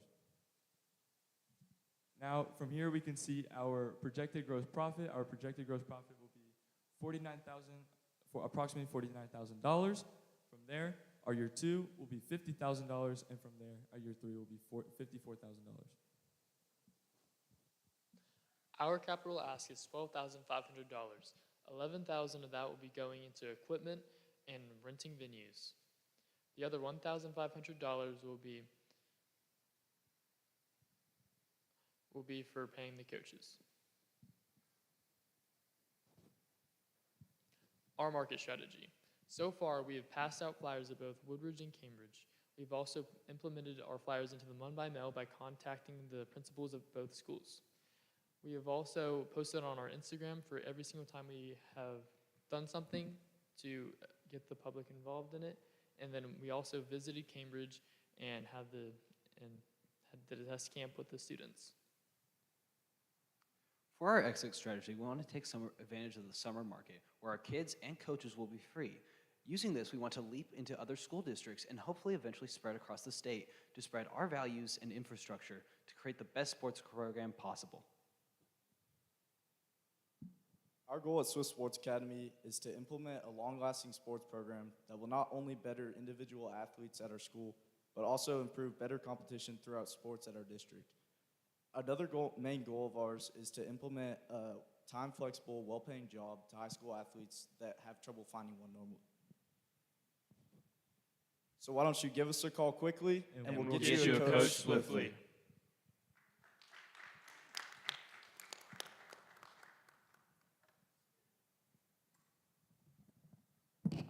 All right, great job. On your pricing, why are y'all less than the market? So I kind of want to clear things up. These slides that we have here are not what we, like, there was a change, and these are not our current slides, but, yeah. So, are you talking about pricing, or? I am. So, I mean, if y'all are as great as you say you are, which I'm sure you are, I mean, if the going price is $60, why would you charge $45? We wanted to charge $45 for private one-on-one sessions, mainly because we want reoccurring income and for our clients to keep coming back to us. Also, we acknowledge that we're hiring high schoolers and not professional coaches, And with that, we think that high school athletes can do the same job, but we know they're underestimated at the start. So we just want to offer affordable pricing so that, number one, it's attractive to customers, and number two, so that we're realistic at the start. Okay, that's fair. You're going up against pros, basically, is what you're saying. Professional coaches and things like that. Yes, ma'am. Great. How do you plan to recruit and vet your high school coaches? So I failed to mention this earlier, but currently we have 50 high school athletes from our school on board. And I've been doing this just from reaching out to my friends and other people that are in sports. And I think the job is pretty attractive, as the problem of not finding a time-fitting scheduled job in busy high school athletes that are also in APs, like they're all looking for jobs. But if you go to Chick-fil-A, for instance, they'll see that you're in sports and maybe not give you a job just because you can't work all the time. So I liked the franchise piece of your idea and your exit. What I found interesting about this and the workforce is your cost of obtaining a customer is probably lower than other things, just because I think you have the buy-in from the school. So I thought it was good that you pointed that out, that your acquisition cost is probably less. You didn't mention a lot about online marketing, and so if that's part of your plan, I would put it in your ask, right? Because those two things should match up. But I like the idea of the app. I think there's maybe inexpensive ways of getting that done without having to spend as much money there, and maybe move some to marketing. But good job, guys. Thank you. Yeah, I really like the concept. I'm a big fan of service-based businesses, especially starting off, because you can put in a lot of sweat equity to help build them up. Can you explain to me how, I think you said that the actual exchange of money occurs between like the parent and the athlete at the field? Is that what you were talking? Is that what you said? So currently, our plan is to have one representative from us to show up to the camps because they're bigger. And for private sessions, we'll just have the athlete take the commission. And currently, we offer check, cash, Venmo, and Cash App. But we're planning on getting one of the square things that you put on your phone, so that we'll take credit card and debit card as well. Okay. You may also add an option just to pay through the website when at the time of booking. That way you're paid up front as well. And you know, the only other thing is you might, and this may be because you said that these aren't your slides, but you may make the revenue stream portion a little more clear. I got a little bit confused about how much y'all were going to make, how much the student athlete was going to make. But other than that, I thought it was really great. Thank you. Yeah, and there again, if these slides aren't right, your growth rate was really low, I thought, from year 1 to year 2 to year 3. So you might think about that, but I don't know what it really should be. As a coach at I-9 Sports at one time in my life, I know that I was never paid for it. So consider that there are people that would volunteer, and that can be part of your strategy as well. You don't have to pay everybody, right? So think about that as far as, helping to expand your options, potentially. Sir.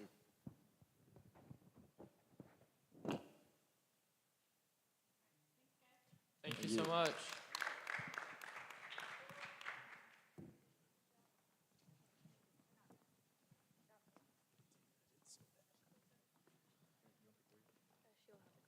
Is this on? Okay.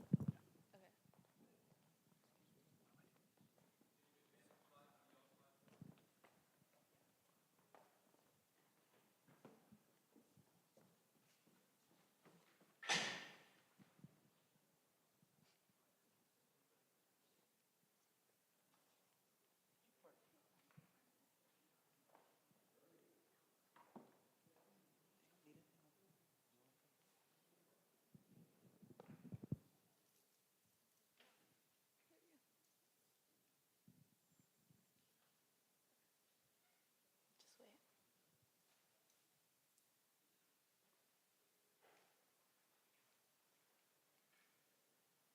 Doesn't change.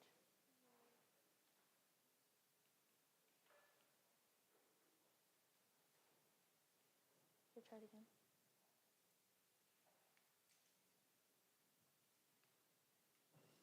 You have to point at this. Oh, I think.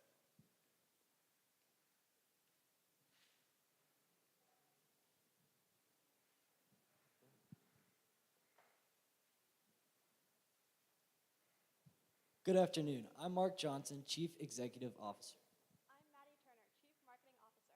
And I'm Allie Bubel, Chief Financial Officer. And we're here to tackle a problem that affects countless families, the lack of consistency in children wearing bike helmets. Like many kids, I never wore my bike helmet, especially when parents weren't around. This all came down to one decision that changed my thought on everything. One hit, one mistake.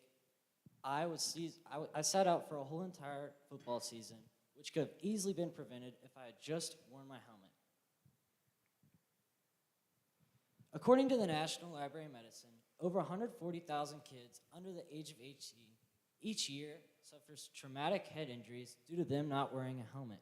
And during our interviews with parents and kids under 13, we discovered they don't wear their helmets because they lack confidence and they think that it's uncool. So how can we get kids to wear their helmets willingly?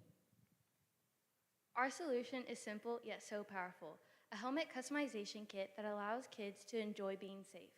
Gear Up Helmet Art wants to make sure that kids are being safe, but also having a fun time. So we came up with the Gear Up Helmet Kit, which offers kids the ability to customize their own bike helmet so they enjoy having that sort of freedom. It includes a customizable vinyl, stickers, markers, and so much more. Gear Up Helmet Art transforms bike helmets from something that is uncool to a kid's own unique canvas. By giving them the opportunity to customize something that is uniquely theirs, we ensure that they'll have the confidence every time they ride. And when they wear their helmets, they are always protected. Our customer personas we would like to target are Safety Sam, Fearful Felicia, and Defeated Diana. Safety Sam is like many parents, or like many dads, who enforces safety upon their kids, but their kids lack confidence, and they think it's very uncool when they wear their helmets. Next is Fearful Felicia, who is like many moms working away from home while their kids are biking, and she's worried that her kids aren't wearing their helmets when they're not around. And lastly, Defeated Diana, who has tried so hard to get their kids to wear their helmet, but they just will never do it. Here's what our current market size looks like. Across Texas, 550,000 kids ride their bikes to school. This is our total addressable market, the full potential of our helmets. Narrowing that down, in San Antonio, 15,000 kids ride their bikes to school, serving as our serviceable addressable market, a target group within a manageable reason. To establish our presence, we plan to focus on the 55 kids here at Woodridge and Cambridge that ride their bikes to school. This will be our service obtainable market, and this will serve as our launchpad for our initial product development and growth. Our indirect competitors offer no creative options, focusing solely on safety. These include Trek, Bell, and more. Our direct competitors offer limited customization, such as whiteboard surfaces or permanent stickers. We stand out from our competitors because we offer unlimited creativity options. Kids have non-permanent stickers and markers, and they can switch out their designs anytime they want. Here's a list of our strengths and how we stand out from our competitors.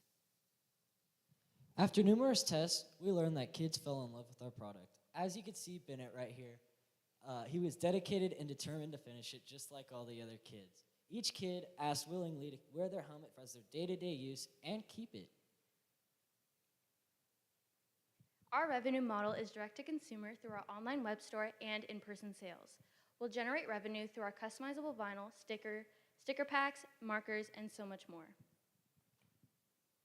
Our cost of goods sold comes out to a total of $40.93. Breaking this down a little bit, we have a low cost of goods sold because it'll mean that we have a high profitability margin. And since our helmet kit comes with a removable vinyl and removable accessories, we're also going to generate revenue through our premium accessories. And our premium accessories as well have a low cost of goods sold but have a higher profitability margin. We are going to sell our Gear Up helmet kit for a retail price of $85, meaning that we are going to have a gross profit margin of 52% and a net profit margin of 32%. Our 3-year financial forecast promotes steady growth and financial stability. In year 1, we plan to sell 300 units for for a total revenue cost of $25,000 and a total cost of $13,000 in profit. By year 2, we plan to double this number significantly, selling 600 units. With a total cost, with a revenue of $51,000 and $26,000 in profit. By year 3, we plan to scale even further, selling 1,200,000 helmets with a revenue of $100,000 and $52,000 in profit. We plan to market through social media and in-person pop-ups like Bike Rodeo. As well as Bike Rodeo, we are also planning on going to community parks in the Alamo Heights area to test these helmets with kids that are in the parks. For social media, we are planning on using Instagram as the primary source so we can keep old customers and bring in new ones. We are asking for $12,834. Here's a little breakdown of how we're going to use this funding. $375 is going to go towards our startup costs, so anything from our LLC formations all the way to our marketing fees, such as tables and tablecloths. Then we're going to use $12,279 for our original inventory. That way we're ready to grow as the demand grows with us. Lastly, $179 is going to go towards marketing. This is going to help us ensure that we are getting more customers and produce even more sales. Our exit strategy is through licensing. We plan to license both our company and our product to other established companies in the industry. By licensing, we make sure that we're still getting a revenue and maintaining control over our intellectual property.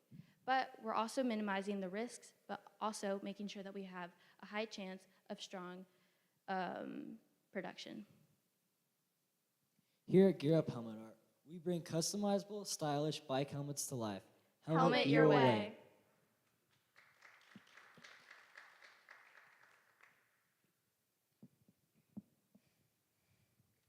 All right, great job. Do y'all have one of these? Do we have one of these? Yes, ma'am, we do. Yes, we do.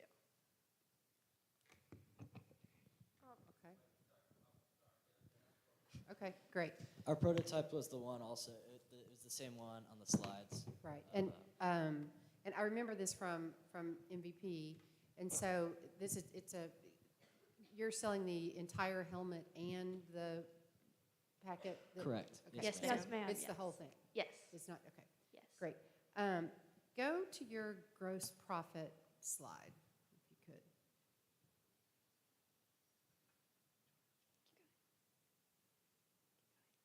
Okay, yeah, no, it was the one you were just on. Okay, so this is picky, but this is the accountant in me. If y'all make it to the next pitch, do your sales, then your revenue, then your cost, then your profit. Yes, ma'am. Then it'll just make more sense. Okay. Okay, we will. Thank Perfect. you. Thank you. Great job. Thank you. Thank you so much. Have Yes, you very considered good selling job. the? Oh, I'm sorry. I'm sorry. Apologies. Very good pitch. I think it's as an artist household. I look at growing up with my boys and how much they enjoyed personalizing things. I think it's a great idea. I would recommend potentially maybe even just to lower your costs. Okay. Co-opt your competitors. Use their helmets. You don't have to produce it right out of the gate. It's a very high and expensive effort right up front, where you can actually make the customization the fun part, Yes. and then build your way up to the actual manufacturing of the helmet. I think it would certainly, with the ask of what you have, it would certainly extend your runway quite a bit and probably get you and generate more sales, because then you don't have to go through the product testing or all the things that also are part of the expenditures Yes, of what sir. you're doing. Awesome. Thank Great- you. great Thank you. job. To piggyback on that, we were sharing for a while. In the beginning, I remember this, it was going to be something that you would put on a helmet, and then Yes. you could take it off and do different ones. Is that not how it is anymore? Not anymore. We're doing the whole helmet. Okay. Yes. Okay. All right. Well, so then, and so what he was saying is that if you just don't sell the helmet and you just sell the kit, I mean, the kit can kind of go anywhere now if you're not trying to do the reusable thing, right? Correct. Yeah, that might be, I think that's a great idea. A lot easier. Thank you for that. Thank you. We were also thinking about later on selling each separately. You could buy a kit away from the helmet, or you could buy both together at the same time. Yeah, I think that's definitely a good option. You've got a lot of sort of similar things out there that show that's successful, like adorning Crocs and things like that. So I think you're onto something. I think when it's bundled together, though, you miss out like on skateboard helmets and other types of things. The other thing that I would ask is, it seems like it might be challenging to create just one sticker kit that's going to appeal to all kids, or even, so think about ones that are appeal to girls or boys or themed like dinosaurs or whatever. You guys are smart to figure Right, that we out. were gonna create options, one like seasonal, also like superheroes or dinosaurs and stuff like that, whatever the kids are into. Yeah, I think the cool thing about this is just, how to get really creative, and so don't just be a one-trick pony. So, but I think it's a really cool idea. So, good job. Thank you. Thank you so much. Yeah, I think it's a great idea. The total addressable market is kids who ride their bikes to school. Is there a reason why it's not all kids that ride bikes? We plan to, as we grow our company, focus on all kids in the neighborhood, but for now we plan to just focus on the kids that ride their bikes to school, because we can go to the schools themselves and put up a pop-up event and just hand out the helmets, and they can decorate them how they want, and then they use that helmet when they ride their bikes to school, then they tell their friends about it, and then their friends want to buy a helmet. So it's just an easier way for us to market our company. Understood. Thank you. Good job. Thank you. Thank you so much. Thank you. Thank you.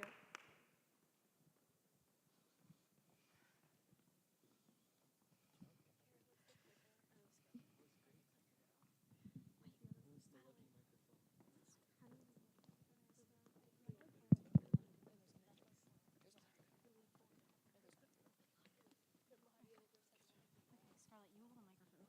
Yeah, scroll. Has Do we go out?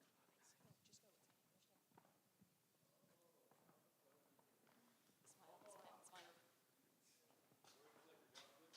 Yes.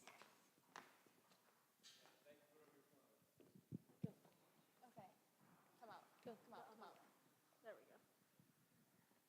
Oh no. Yes. There, it's in the.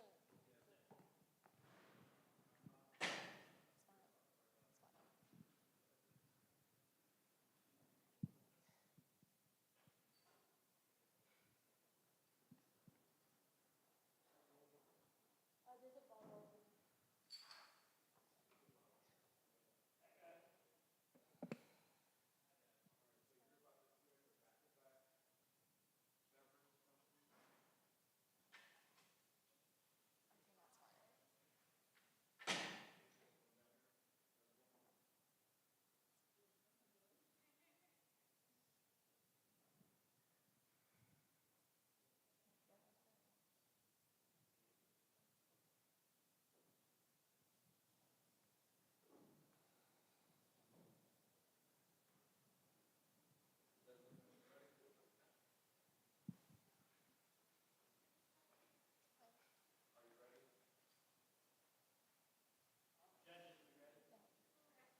Ready? Over half of our country drinks soda every single day, knowing the terrible effects it leaves. Hi, I'm Faye Peterson, Chief Executive Officer. Hi, I'm Scarlett Sandoval, the Chief Marketing Officer. Hi, I'm Kennedy Veal, your Chief Operation Officer. Hi, I'm Madeline Fine, Chief Financial Officer, and I personally struggle with this issue as I find myself reaching for a Sprite every single day, and I desperately want to break this habit. 44% of U.S. consumers ages 18 to 30 are actively searching for a healthy alternative to soda but have had no luck. Most options on the market are filled with excess amounts of sugar, artificial flavors, and colors that do more harm than good. As a result, young adults are stuck drinking an unhealthy soda that increases their risk of 13 different types of cancer, type 2 diabetes, obesity, and more. Our solution is Pure Pop, an all-natural soda made with 100% recognizable ingredients that is made with real fruit, electrolytes, plant-based caffeine, and natural sweeteners. Our product targets customers between the ages of 18 to 30 who are actively trying to improve their diets. This includes someone like Healthy Helen, a health-aware mom who refuses to let her children have anything artificial, so is searching for a healthy beverage for her and her kids to enjoy. This also includes someone like overly concerned Oliver. He struggles with his weight due to his love for soda, so is searching for a healthier alternative. Lastly, this includes someone like Caffeine Carson. He needs caffeine to function, but doesn't like the taste of coffee or the artificial ingredients that come with drinking an energy drink, so is searching for an alternate energy booster. Our market size for Pure Pop consists of our total addressable market, which includes around 200 million health-aware adults in the United States, increase of 27% since 2020. Our service addressable market, which includes 15.4 million health-aware adults in Texas, and our service obtainable market, which includes 660,000 health-aware adults in San Antonio. Our first year, we plan on reaching around 15,000 of our service obtainable market through online sales and pop-ups.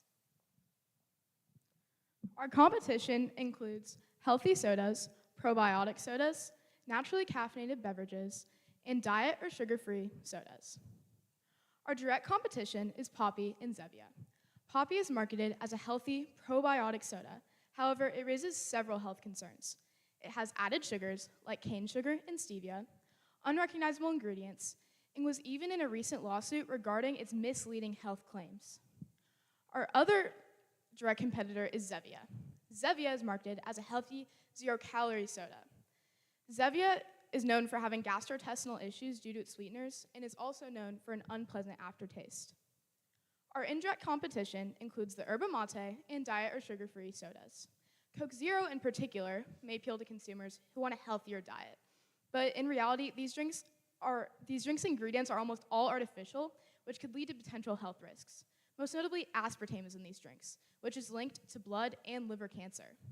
The yerba mate might seem like a great option for someone who wants a healthy, caffeinated beverage, but in reality, these drinks are packed with tons of excess sugars, which can lead to an upset stomach and an increased heart rate. What does all of our competition have in common? Stevia, a sweetener which most have been fooled to believe is a natural alternative to sugar. But did you know that the stevia you are consuming is chemically bleached, altered, and is most likely a GMO? Pure Pop, however, contains 100% recognizable ingredients that are all natural and plant-based. We want our customers to be able to turn over our can and recognize every single ingredient they're reading from the back and the health benefits that each ingredient provides. Our sweeteners, allulose and agave, are all natural and plant-based, giving our product the perfect boost of sweetness and flavor. Agave is the concentrated sap of an agave plant that contains benefits including improved bone health and digestive health. Our other sweetener, allulose, is an all-natural sugar derived from figs and dates. It contains benefits such as calorie reduction and weight loss.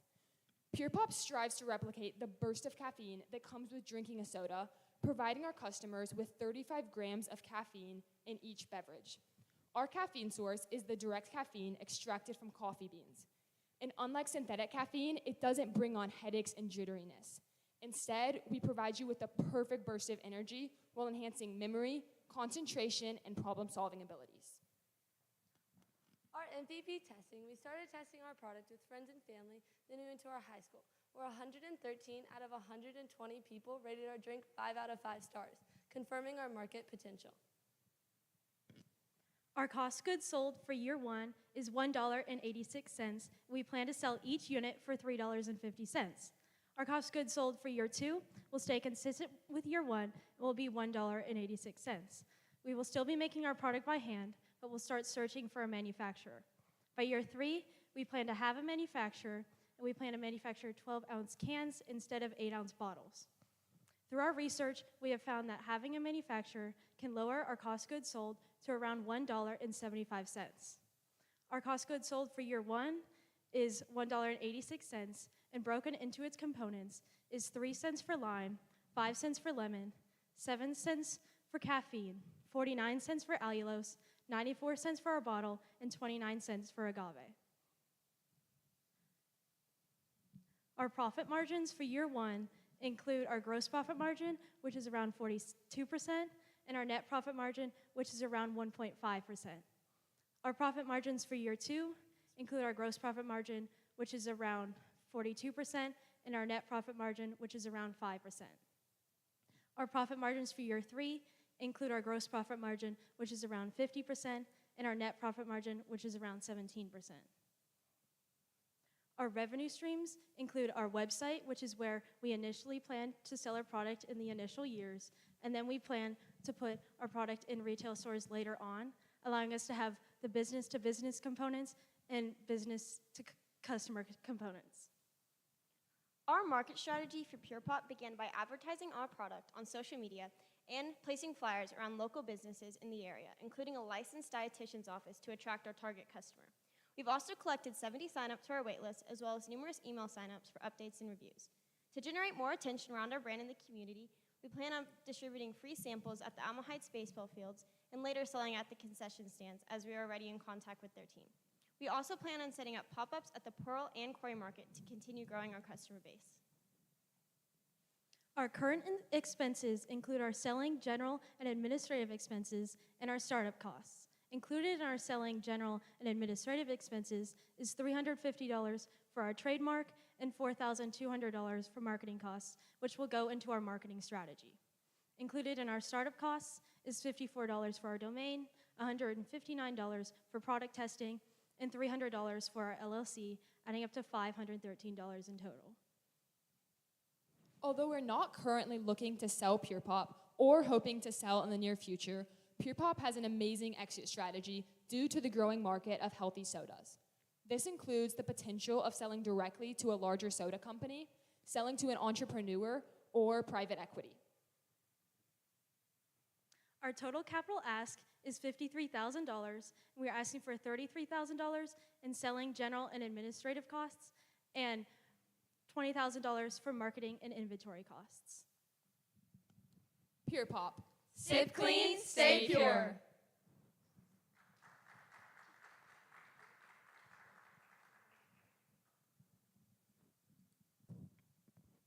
Great job. I really like the branding. It's super, super cute, and I love the taste. I think you guys did a great job of the tanginess of the flavor, along with the kind of agave smooths it out a lot. I think you're really onto something with the formula.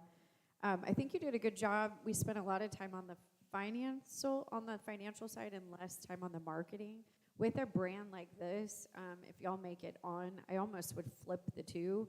Spend a little less time. Think of how you can tighten your financials into a grid, right? More look like a P&L you can talk about at top level, and then talk about your marketing strategy. And I say this just because it's a drink, right? And so you hadn't really talked about how you're going to ship it, and if it's in a bottle, how you're going to address breaking. And it's almost like a hyper local play in the beginning, and I think maybe highlighting that a little bit more about how you're going to go to market versus spending so much time on the financials. But I love the branding. I love the taste. You guys did a great job. Thank you so much. Thank you. Yeah, I would agree with the branding and the pitch. The presentation in general I thought was really strong. What's the difference in cost between the bottle and the can? We see a can popping up in the presentation. The bottle was 94 cents. How much does a can cost? So for our, as I said, the bottle is 94 cents. And we are currently working on contacting a manufacturer and seeing how much it would be for a can. But the total, through our research, we have found that like a total cost of goods sold for a 12-ounce can would be, like with the drink in it, would be $1.75. We're just not sure how much the exact can would be. And that would compare, I think, with the bottle was 180 something. So it sounds like there's only a dime difference. Yeah, so for our bottle, it's only 8 ounces. So we would up it to 12 ounces when we manufacture with a can. So more product. And then that's what I was thinking, is that the can would represent working with a co-manufacturer, whereas you guys are just doing this yourself?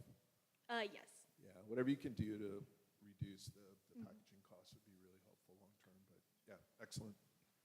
Yeah, I liked how you framed your whole presentation. I really enjoyed your exit strategy, how you framed that. That was great. You talk about selling these individually for $3.50. You could probably sell more product faster if you also maybe had a 6-pack or a 12-pack option? Did you address a 6-pack or a 12-pack option? So we're going to sell in a 4-pack as well. We haven't thought about 6-pack yet, but we don't know how the pricing will look for that, except yes, we are hoping to sell in larger packs as well. Awesome. Great job. Thank you. Great job, ladies. So in terms of pricing, how does that relate to prices of other drinks? I don't buy these things. So currently, right now, our competition is selling at about $2.50 to $3, and they do have manufacturers that are selling their product. So hopefully when we can obtain a manufacturer, we can come in at a lower cost than these other companies on the market. Great, thank you.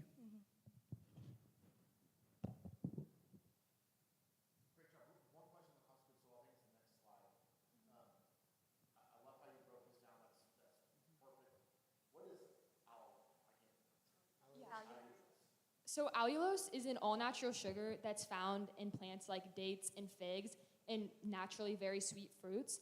And so it's basically extracted, and it's a much healthier alternative sugar, but it doesn't have any chemical bleaching or altering.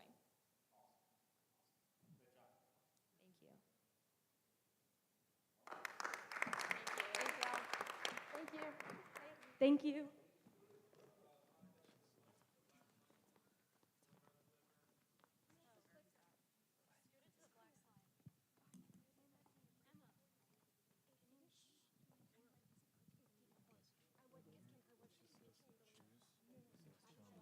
So choose channel. Yeah, ready, go.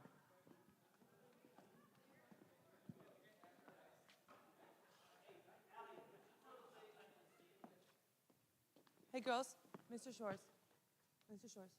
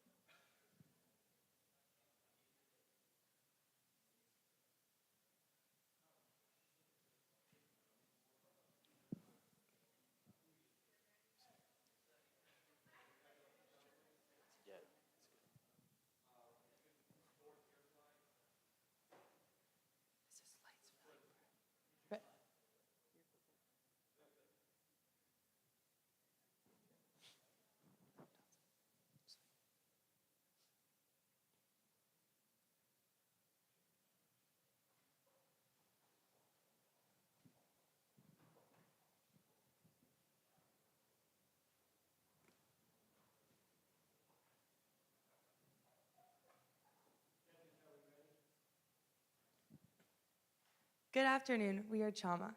And at Chama, the one thing my group has in common is the need for more energy. Countless hours of studying leads us to drink unhealthy energy drinks. We needed more energy but wanted to sustain our health, and no drink could do that. That's why we created Chama, a drink that cares. We use superfoods and guaranat to create an all-natural, energizing drink. Hi, I'm Malay, Chief Marketing Officer. I'm Abel, Chief Financial Officer. I'm Hatton Jones, Chief Experience Officer. And I'm David Patton, the Chief Executive Officer. And the problem we have at Chama is the unhealthy products the energy drink world has to provide today. Like caffeine overdoses that from the years 2017 to 2023 and the ages 15 to 18 have almost doubled in size and continue to grow throughout the years. Your everyday energy drink has excessive amounts of sugar and unnatural preservatives like benzoic acid, which can cause nausea and weight gain. Something like a Celsius has 4 times the amount of cyanide a human is meant to ingest per day. Some negative side effects of caffeine is it can make nauseous, and some long-term side effects can be trouble sleeping and even seizures. And that's why we choose to incorporate natural superfoods such as pomegranate, lion's mane, ginseng, and monk fruit, alongside guarana to give you natural energy. Now, you may be asking yourself, what is guarana? Well, guarana is a fruit native to the Amazon rainforest and is known by the indigenous peoples for its energy and focus-giving properties. It's also packed full of antioxidants and other compounds that benefit your health. And as for our minimal viable product, we plan to give you guys a drink that is recyclable. It has 100% organic ingredients, and it has 0 added sugars or artificial sweeteners. And for our unique value proposition, we plan to create a drink that is natural, energizing, refreshing, and flavorful, all with the use of guarana. And Chama was born out of the need for a healthier energy drink, and it reflects our Brazilian heritage and our commitment to well-being. Here at Chama, we like to give back as well. And that's why we're 100% ethically sourced, and we support Brazilian farmers with 15% of our profit per unit going to Amazon rainforest preservation efforts, thanks to the Rainforest Foundation.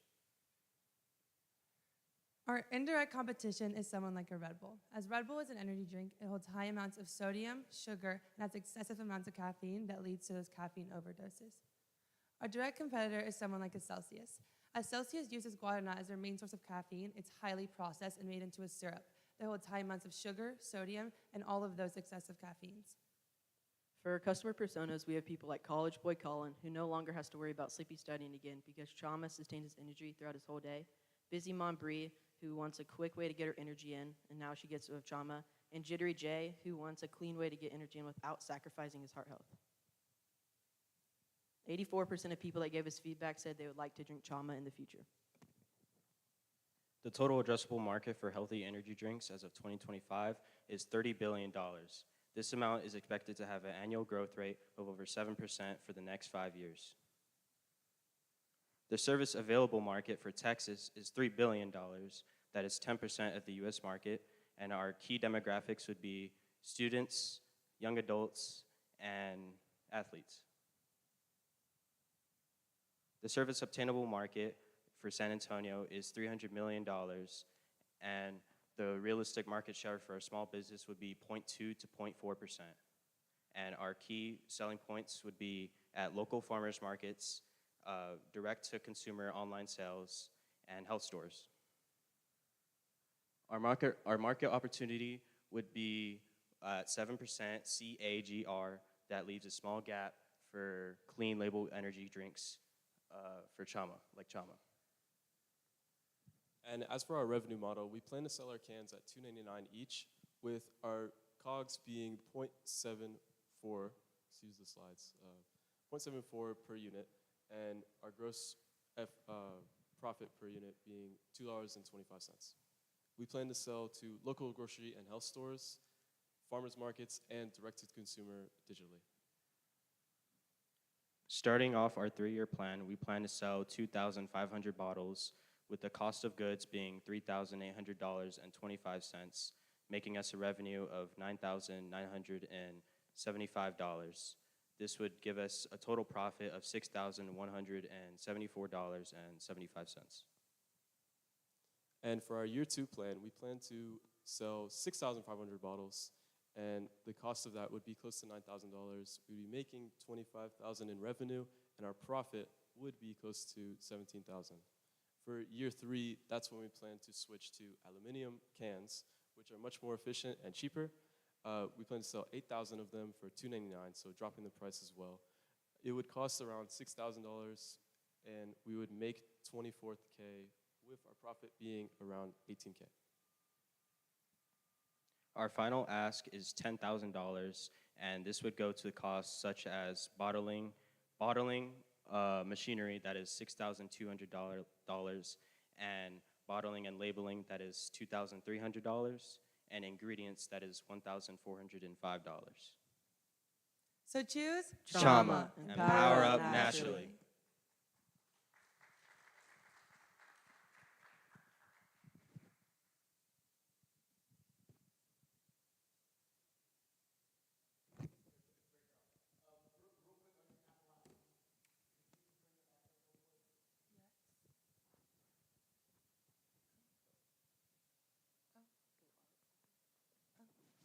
It switched slides. I know, but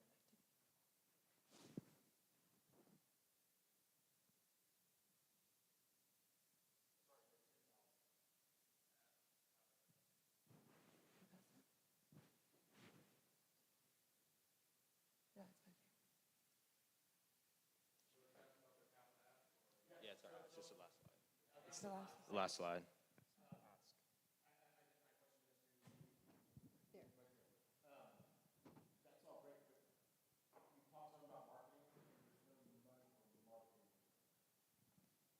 We plan to use social media to market, so we don't necessarily need any capital to get ourselves out there.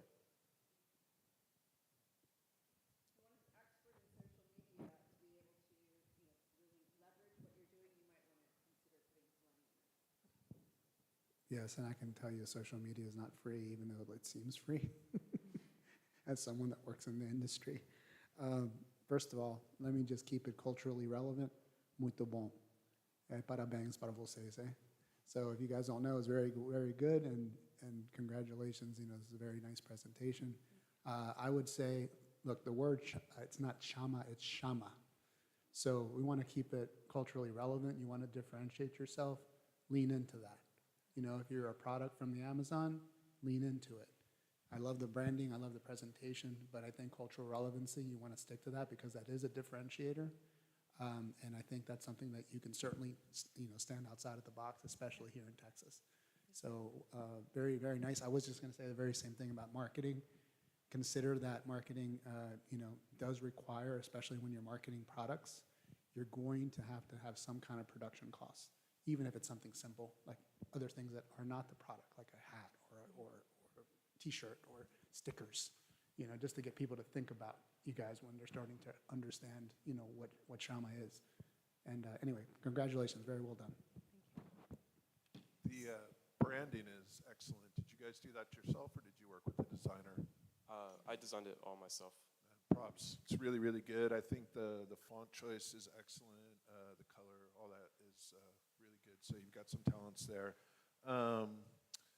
Looking at your cog sheet, I think you had a base cog and then a retail, and then what looked like to me to be a pretty inflated profit margin, or just something that represents you selling direct to consumer. So I'm assuming you're going to bring retailers in at some point, and then you've got to establish a wholesale cost, which would be what you would sell to a wholesaler. So I don't know, either I missed it or it's Yes, sir. So we would sell locally directly to on farmers markets, and so we would set up at local farmers markets and sell directly to local grocery stores. So we would also be business to business, and we would sell directly to consumers online through our website. And we do plan to have a wholesale price. Yeah, that's what you need.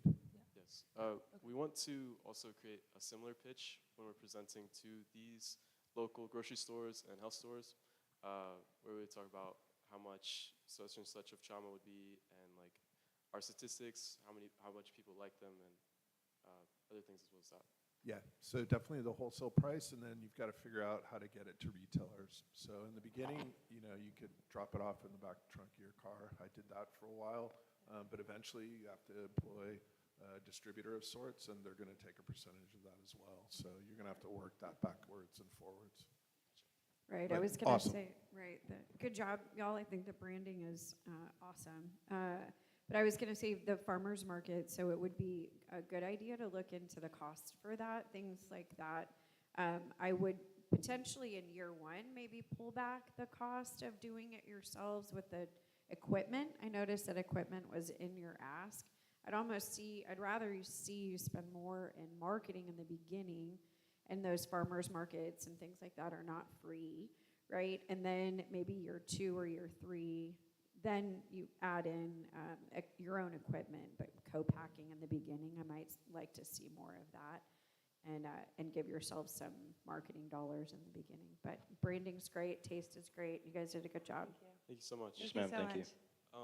And as for the farmers market, we actually plan to give ourselves to a Brazilian restaurant. They pop up in the quarry and other places every Sunday or every time they have a farmers market. And I've already spoken with the owner, and they've agreed. So we just have to work out the numbers and how they're going to distribute our products. So we wouldn't have our own booth in some places. I was just, one last question. Exit strategy, did you guys present that piece? We did not have a slide for that. Okay, all right, no problem. Just one last thing I was going to share.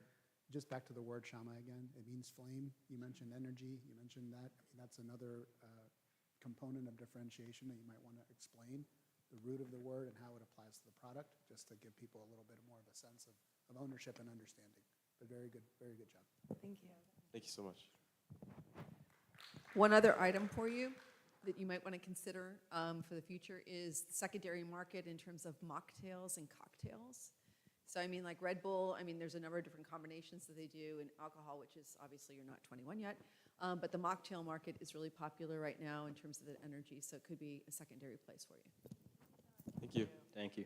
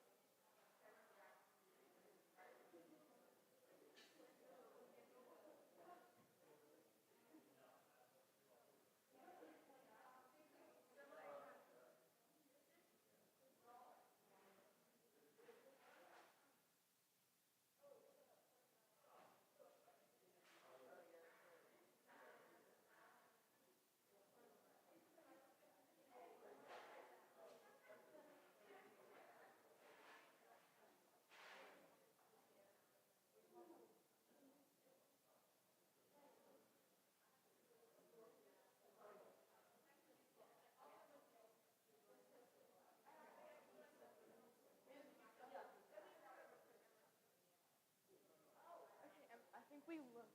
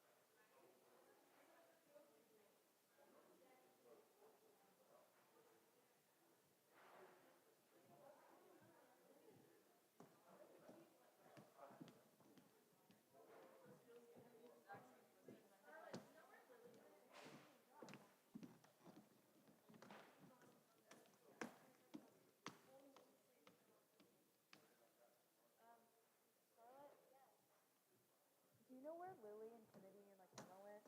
No idea. I don't know either, but Lily's stuff is still here, and I don't know if I should wait. Good job today. I don't know if I should wait by myself with all the. I think they went to soccer to get something. Oh, they did go to soccer. Oh my God, they didn't tell me. Should I just chill here? Because they're coming back. They're coming back. Okay. Either way, they have to come back and get their stuff, so it's fine.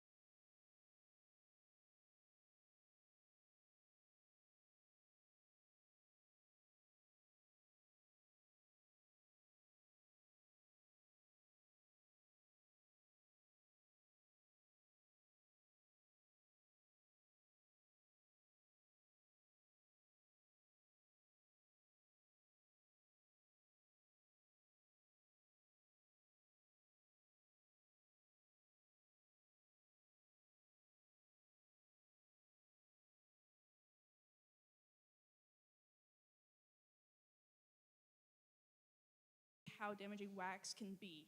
It can be good for an all-day hold, but it holds too well.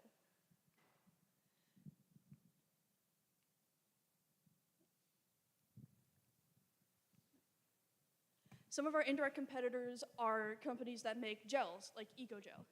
Now these are better for more different hairstyles, and they do provide an all-day hold, but when you're scooping out some EcoGel to put in your hair, it's not enough to cover your entire head in one go.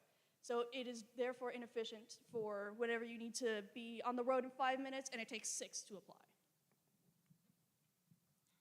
Since the anything bar can be used for anytime, anywhere, and anyone, our total addressable market is the 75 million women in the state ages 15 to 50 in the United States. Our service addressable market is the 7 million women in the state of Texas ages 15 to 50. And our service obtainable market is the 723 female students right here in Alamo Heights. For our journey, we started off in December at MVP by receiving our funds. Then we moved into January, where we began to research ingredients and order them and receive them. And then from January to March, we began to formulate, creating a number of different ideas or possibilities to create from.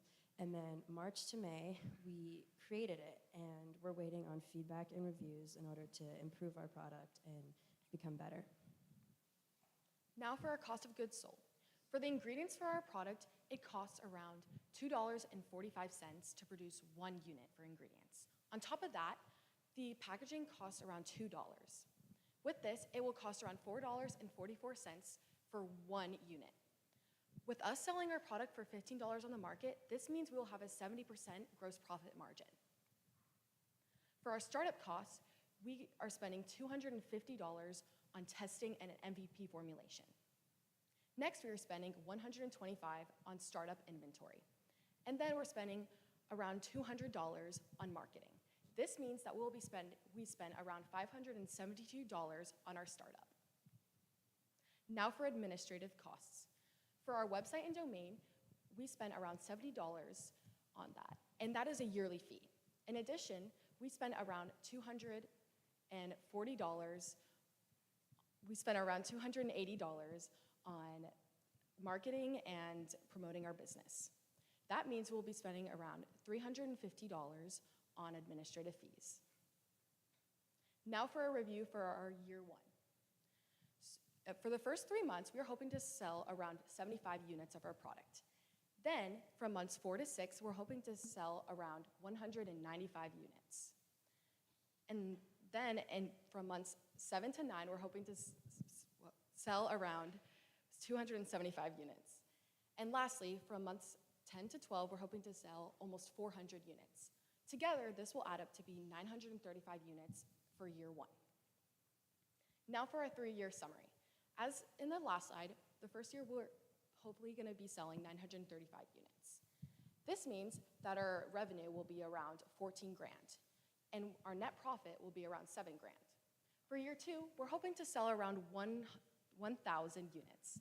This means that our revenue will be around 17 grand, and that our net profit will be around 9 grand. And with this, we will have a 25% increase from year 1. Lastly, our year 3, we're hoping to sell around 1,500 units. This means that we'll have around 23 grand of our revenue. And lastly, our net profit will be around 12 grand, and with a 30% increase from year 1. All of this together, we're asking for around 18 grand. This is because we need to be able to afford all of the ingredients and resources that we need to ensure the efficiency and selling of our product. In addition to that, we need to be able to promote our business and make sure the name gets around. We have 2 different marketing strategies, one being in person, the other being online. When we're online, we have 2 different platforms that we are utilizing right now. The first one being our website. Our website is where we'll conduct some more formal business, such as selling our product and getting official sponsorships and partnerships, while our Instagram page and other social media platforms that we hope to expand to, we will be a little less formal, so that way we can connect more with our target audience. And with our presence in real life, in person, That means that we can go to local places such as the dance studios and martial arts studios in the San Antonio area, and some of the local track meets that happen here in Alamo Heights. Our product is currently been distributed to members of the AH Spur team and tennis team. We're expecting to receive feedback by Wednesday of next week.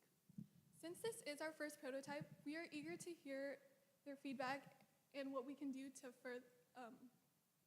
increase our product. Lock and love. Lock in your hair and love your look.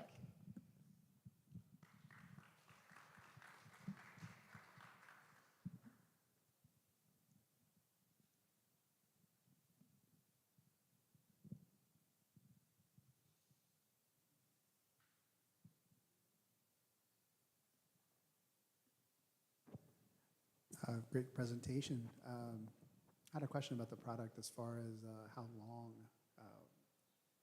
that roll-on unit would last. Like how many uses would you get out of one?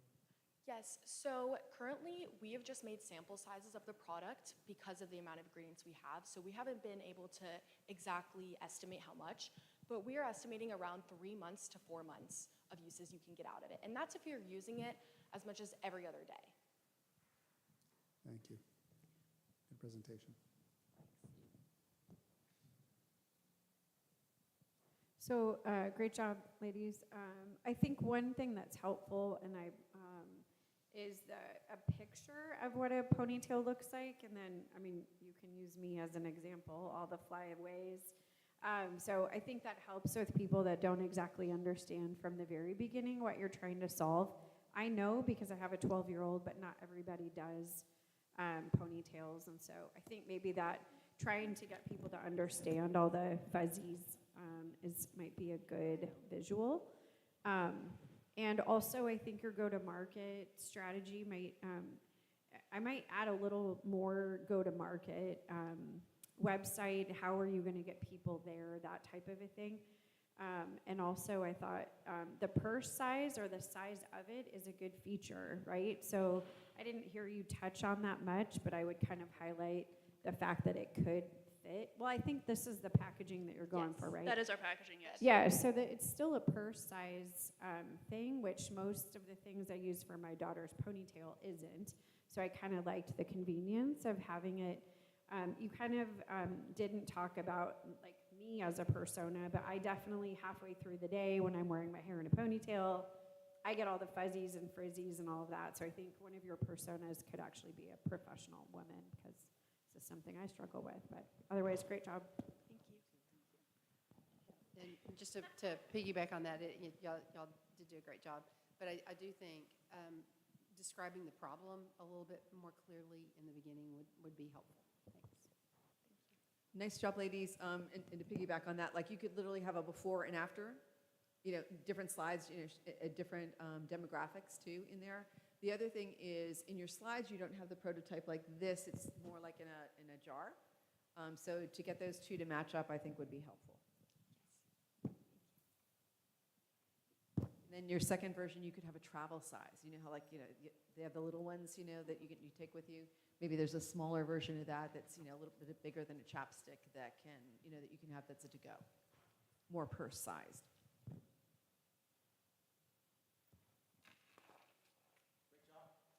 Thank you. Thank you.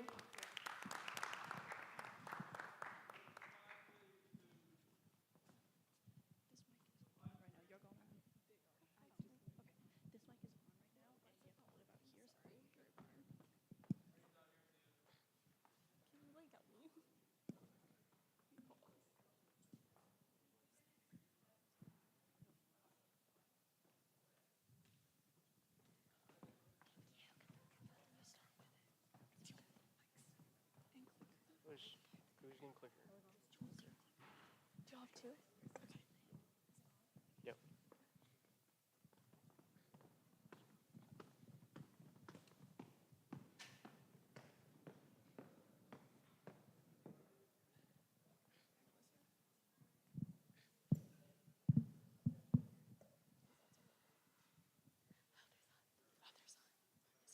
Next screen. Jules, point it at the computer.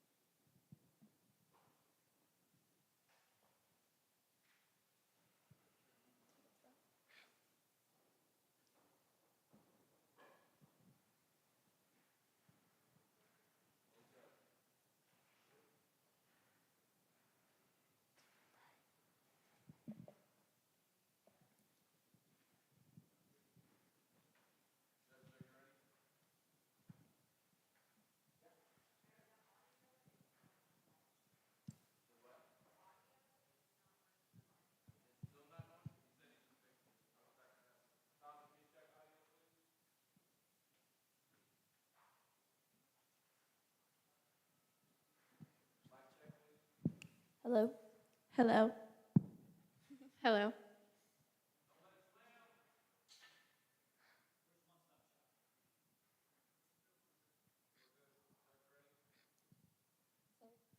Last year, I had to watch as my sister flew off her horse into a metal fence while barrel racing, which resulted in her receiving a concussion.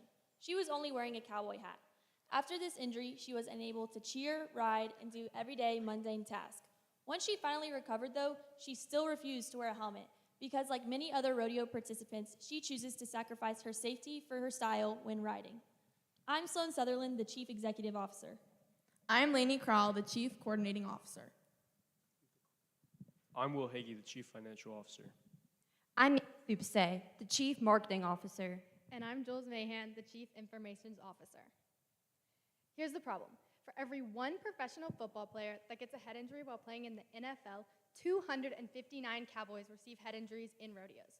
This shows the major flaw in how our Cowboys are protected.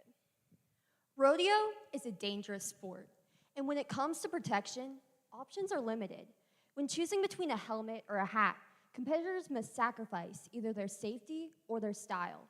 This means that the 60% of rodeo competitors who prefer to wear a cowboy hat are significantly more vulnerable to head injury. Our solution to this is the Hats On Tumble Guard, a protective cap made out of a carbon fiber plate, impact-absorbing gel, and XRD-absorbing foam that fits between the rider's head and their hat. Our solution combines safety and style, giving the rider the choice to wear the hat of their choosing while being protected. The Hats On Tumble Guard is a seamless insert that fits into the rider's hat of choice. We intend to have 3 adult sizes, small, medium, and large, and then later down the line, custom fit sizing. We are marketing to the 60% of rough stock riders and horseback riders who choose not to wear a helmet while they compete. This includes the age range of 7 to 65. This is the rough stock riders themselves and their spouses who are concerned for their safety. Our first customer segment is Rough Rider Rudy. Rudy is a professional bronc rider, and like all other bronc riders, he does not wear a helmet. He has a wife and 2 young children at home. Rudy fears what were to happen to him in his career if he were to fall off his bronc, receiving a concussion, and therefore not being able to provide for his family. Our next customer segment is Scared Sally. Sally is a middle-aged mom with a teenager who does barrel racing and is involved in high school rodeo. Sally fears every time she sees her daughter run into the arena and what were to happen if she were to fall off her horse, as she cannot convince her daughter to wear a helmet when riding. Over the past few months, we've interviewed a wide variety of people. This has included medical staff, rodeo competitors, as well as family members. When we interviewed them, we asked them if they would be interested in purchasing or recommending our product. When asked, 18.2% of them said that they would be conditionally interested in our product, and 81.2% of them said that they would definitely be interested in our product. Add it all up, this means that 99.4% of those interviewed expressed a degree of interest in buying our product. To conclude our research data, we see we have a wide variety of people to market to. This includes the rodeo participants and their family members who are worried for their safety, rodeo colleges and universities that have rodeo teams so that we can sell bulk parts of our unit, and lastly, medical teams who have patients who have received concussions so that they can show our product to them. Our total addressable market is the 100,000 people in America who competed in rodeos and jackpots this year, with 90% being amateur and 10% being professional. Our serviceable addressable market is the 24,000 people in Texas who competed in rodeos in the past year. And our serviceable obtainable market is the 5,170 people who competed in rodeos in the surrounding San Antonio area. Our direct competition is the Resist All Ride Safe. The Resist All Ride Safe is a cowboy hat with a helmet attached at the brim, and it costs $375. Our indirect competition is rodeo helmets. Rodeo helmets cost around $700. Both of our competitors do not give riders a choice to wear their hat and be protected. That is why we're creating a solution to this problem. We plan on sending off our prototype to the ACT testing lab and facility in California, where they will perform impact attenuation testing and system strength testing to measure how well our insert does during a collision. Our old design featured 3 main parts: a carbon fiber shell, XRD impact absorbing foam, and polypropylene honeycomb cores. This was going to cost us $120, but it wasn't giving us the performance we needed, so we changed our design. Our new design includes a polyester skull cap, a carbon fiber plate, XRD impact absorbing foam, and impact absorbing gel. This new design cost us $99 to make, and we will be charging $325 with a profit of $226 per unit.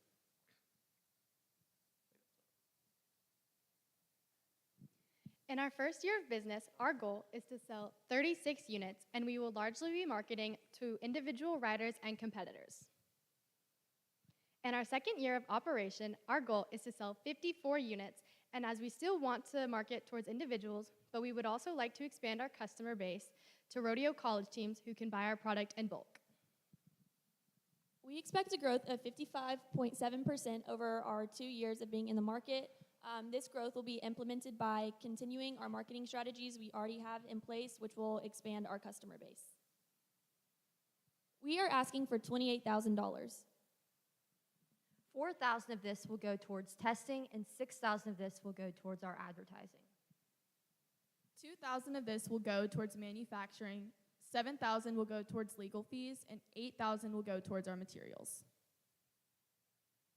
We'll be marketing through rodeo ambassadors, through our social media, and through in-person at rodeos. We will market both business to business and business to customer.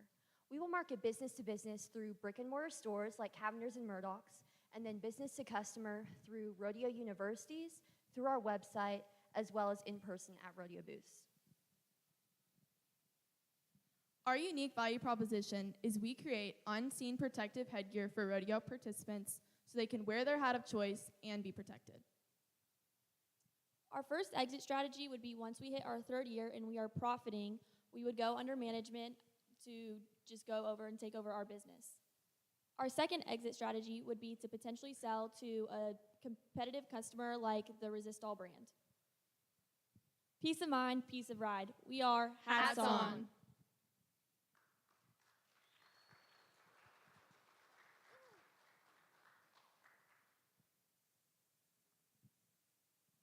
Really great presentation. I thought all of you did a good job, and the presentation itself was really good as well.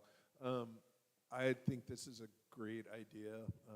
The kind of immediate problem with hurting your head as well as the long-term implications are a big deal. The only question I had is, and maybe this will get sorted out with your testing, is how secure is the unit in the hat? So when you get kicked off the horse, is your hat just going to fly off, or will it stay on your head to be able to absorb some of that impact? The two competitor references that you showed, one had a strap and the other one probably had a full thingy. So our polyester skull cap is a type fitting, basically a beanie, but it's got gel interwoven within the beanie, and it's really tight actually. Like, it's hard to get off. So then, well, to add on to that, so that will then, it slides onto the top of your head, so then the hat goes on top, because you can't put it into the cap or into the cowboy hat, because that would mean you would need a chin strap, and we don't want to have anything mess up someone just wearing their hat of their choice. So that's why we have it going right on the top, so the hat may fly off, but they'll still be protected. So do y'all have any kind of prototype done? Yes, ma'am. Well, we have it on the table. We have the individual pieces. So basically, in front of you, we have 2 3D models, and one is a child size for the carbon fiber shell. Those are plastic, they're 3D printed, but we're gonna make a similar carbon fiber version of that. And then we have 3 thicknesses of gel in front of you, and we're planning on using the 1/4 inch thick gel, which is the middle size, because we found that that's a good blend between the thickness of needing to be able to protect it, but also still being able to fit into the cap. And then we've been working on sewing together the actual soft shell of the insert itself, but it's still in its kind of trial phase, and we're trying to perfect that. Right.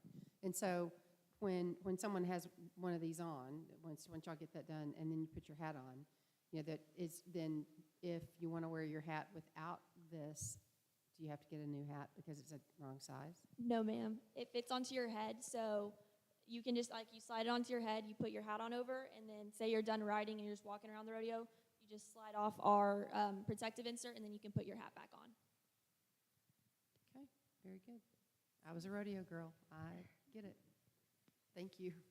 So great job today. I think that even if you have a drawing or some rendering of it, I spent most of the time trying to understand how this was being engineered.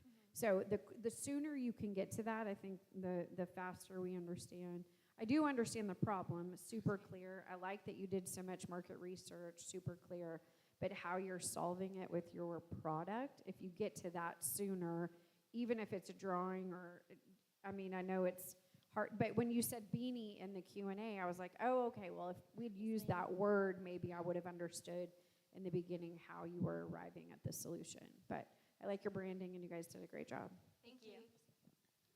The only comment that I have is with regard to the total addressable market, because of the niche nature of rodeo, especially here for certain states in the U.S. Consider South America, consider Brazil, consider countries that actually have a growing rodeo population, and popularity there is actually followed more so than here as far as total population percentage. So consider that in your presentation to make your addressable market larger.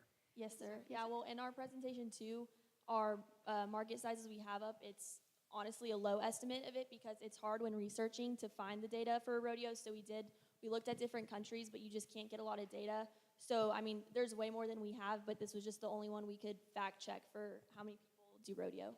And our market will definitely be growing in the next few years. As you said, rodeo is growing, especially in places like Australia. So we estimate in a few years our numbers will go up. Very good. As I was looking at one of the slides, the research data slide didn't fit what y'all were saying about it. No, ma'am. Okay, Yeah, so we okay, y'all updated know it that. late. So if y'all get to move on, or Yes, ma'am. whatever. Yeah.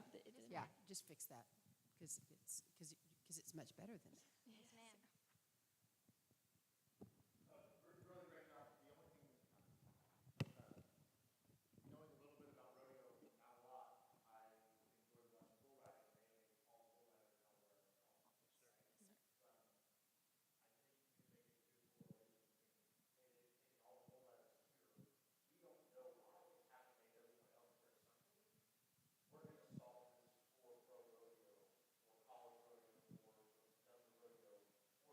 Yes, sir. Yes, sir. Yes, sir. Thank you. Thank you. Y'all.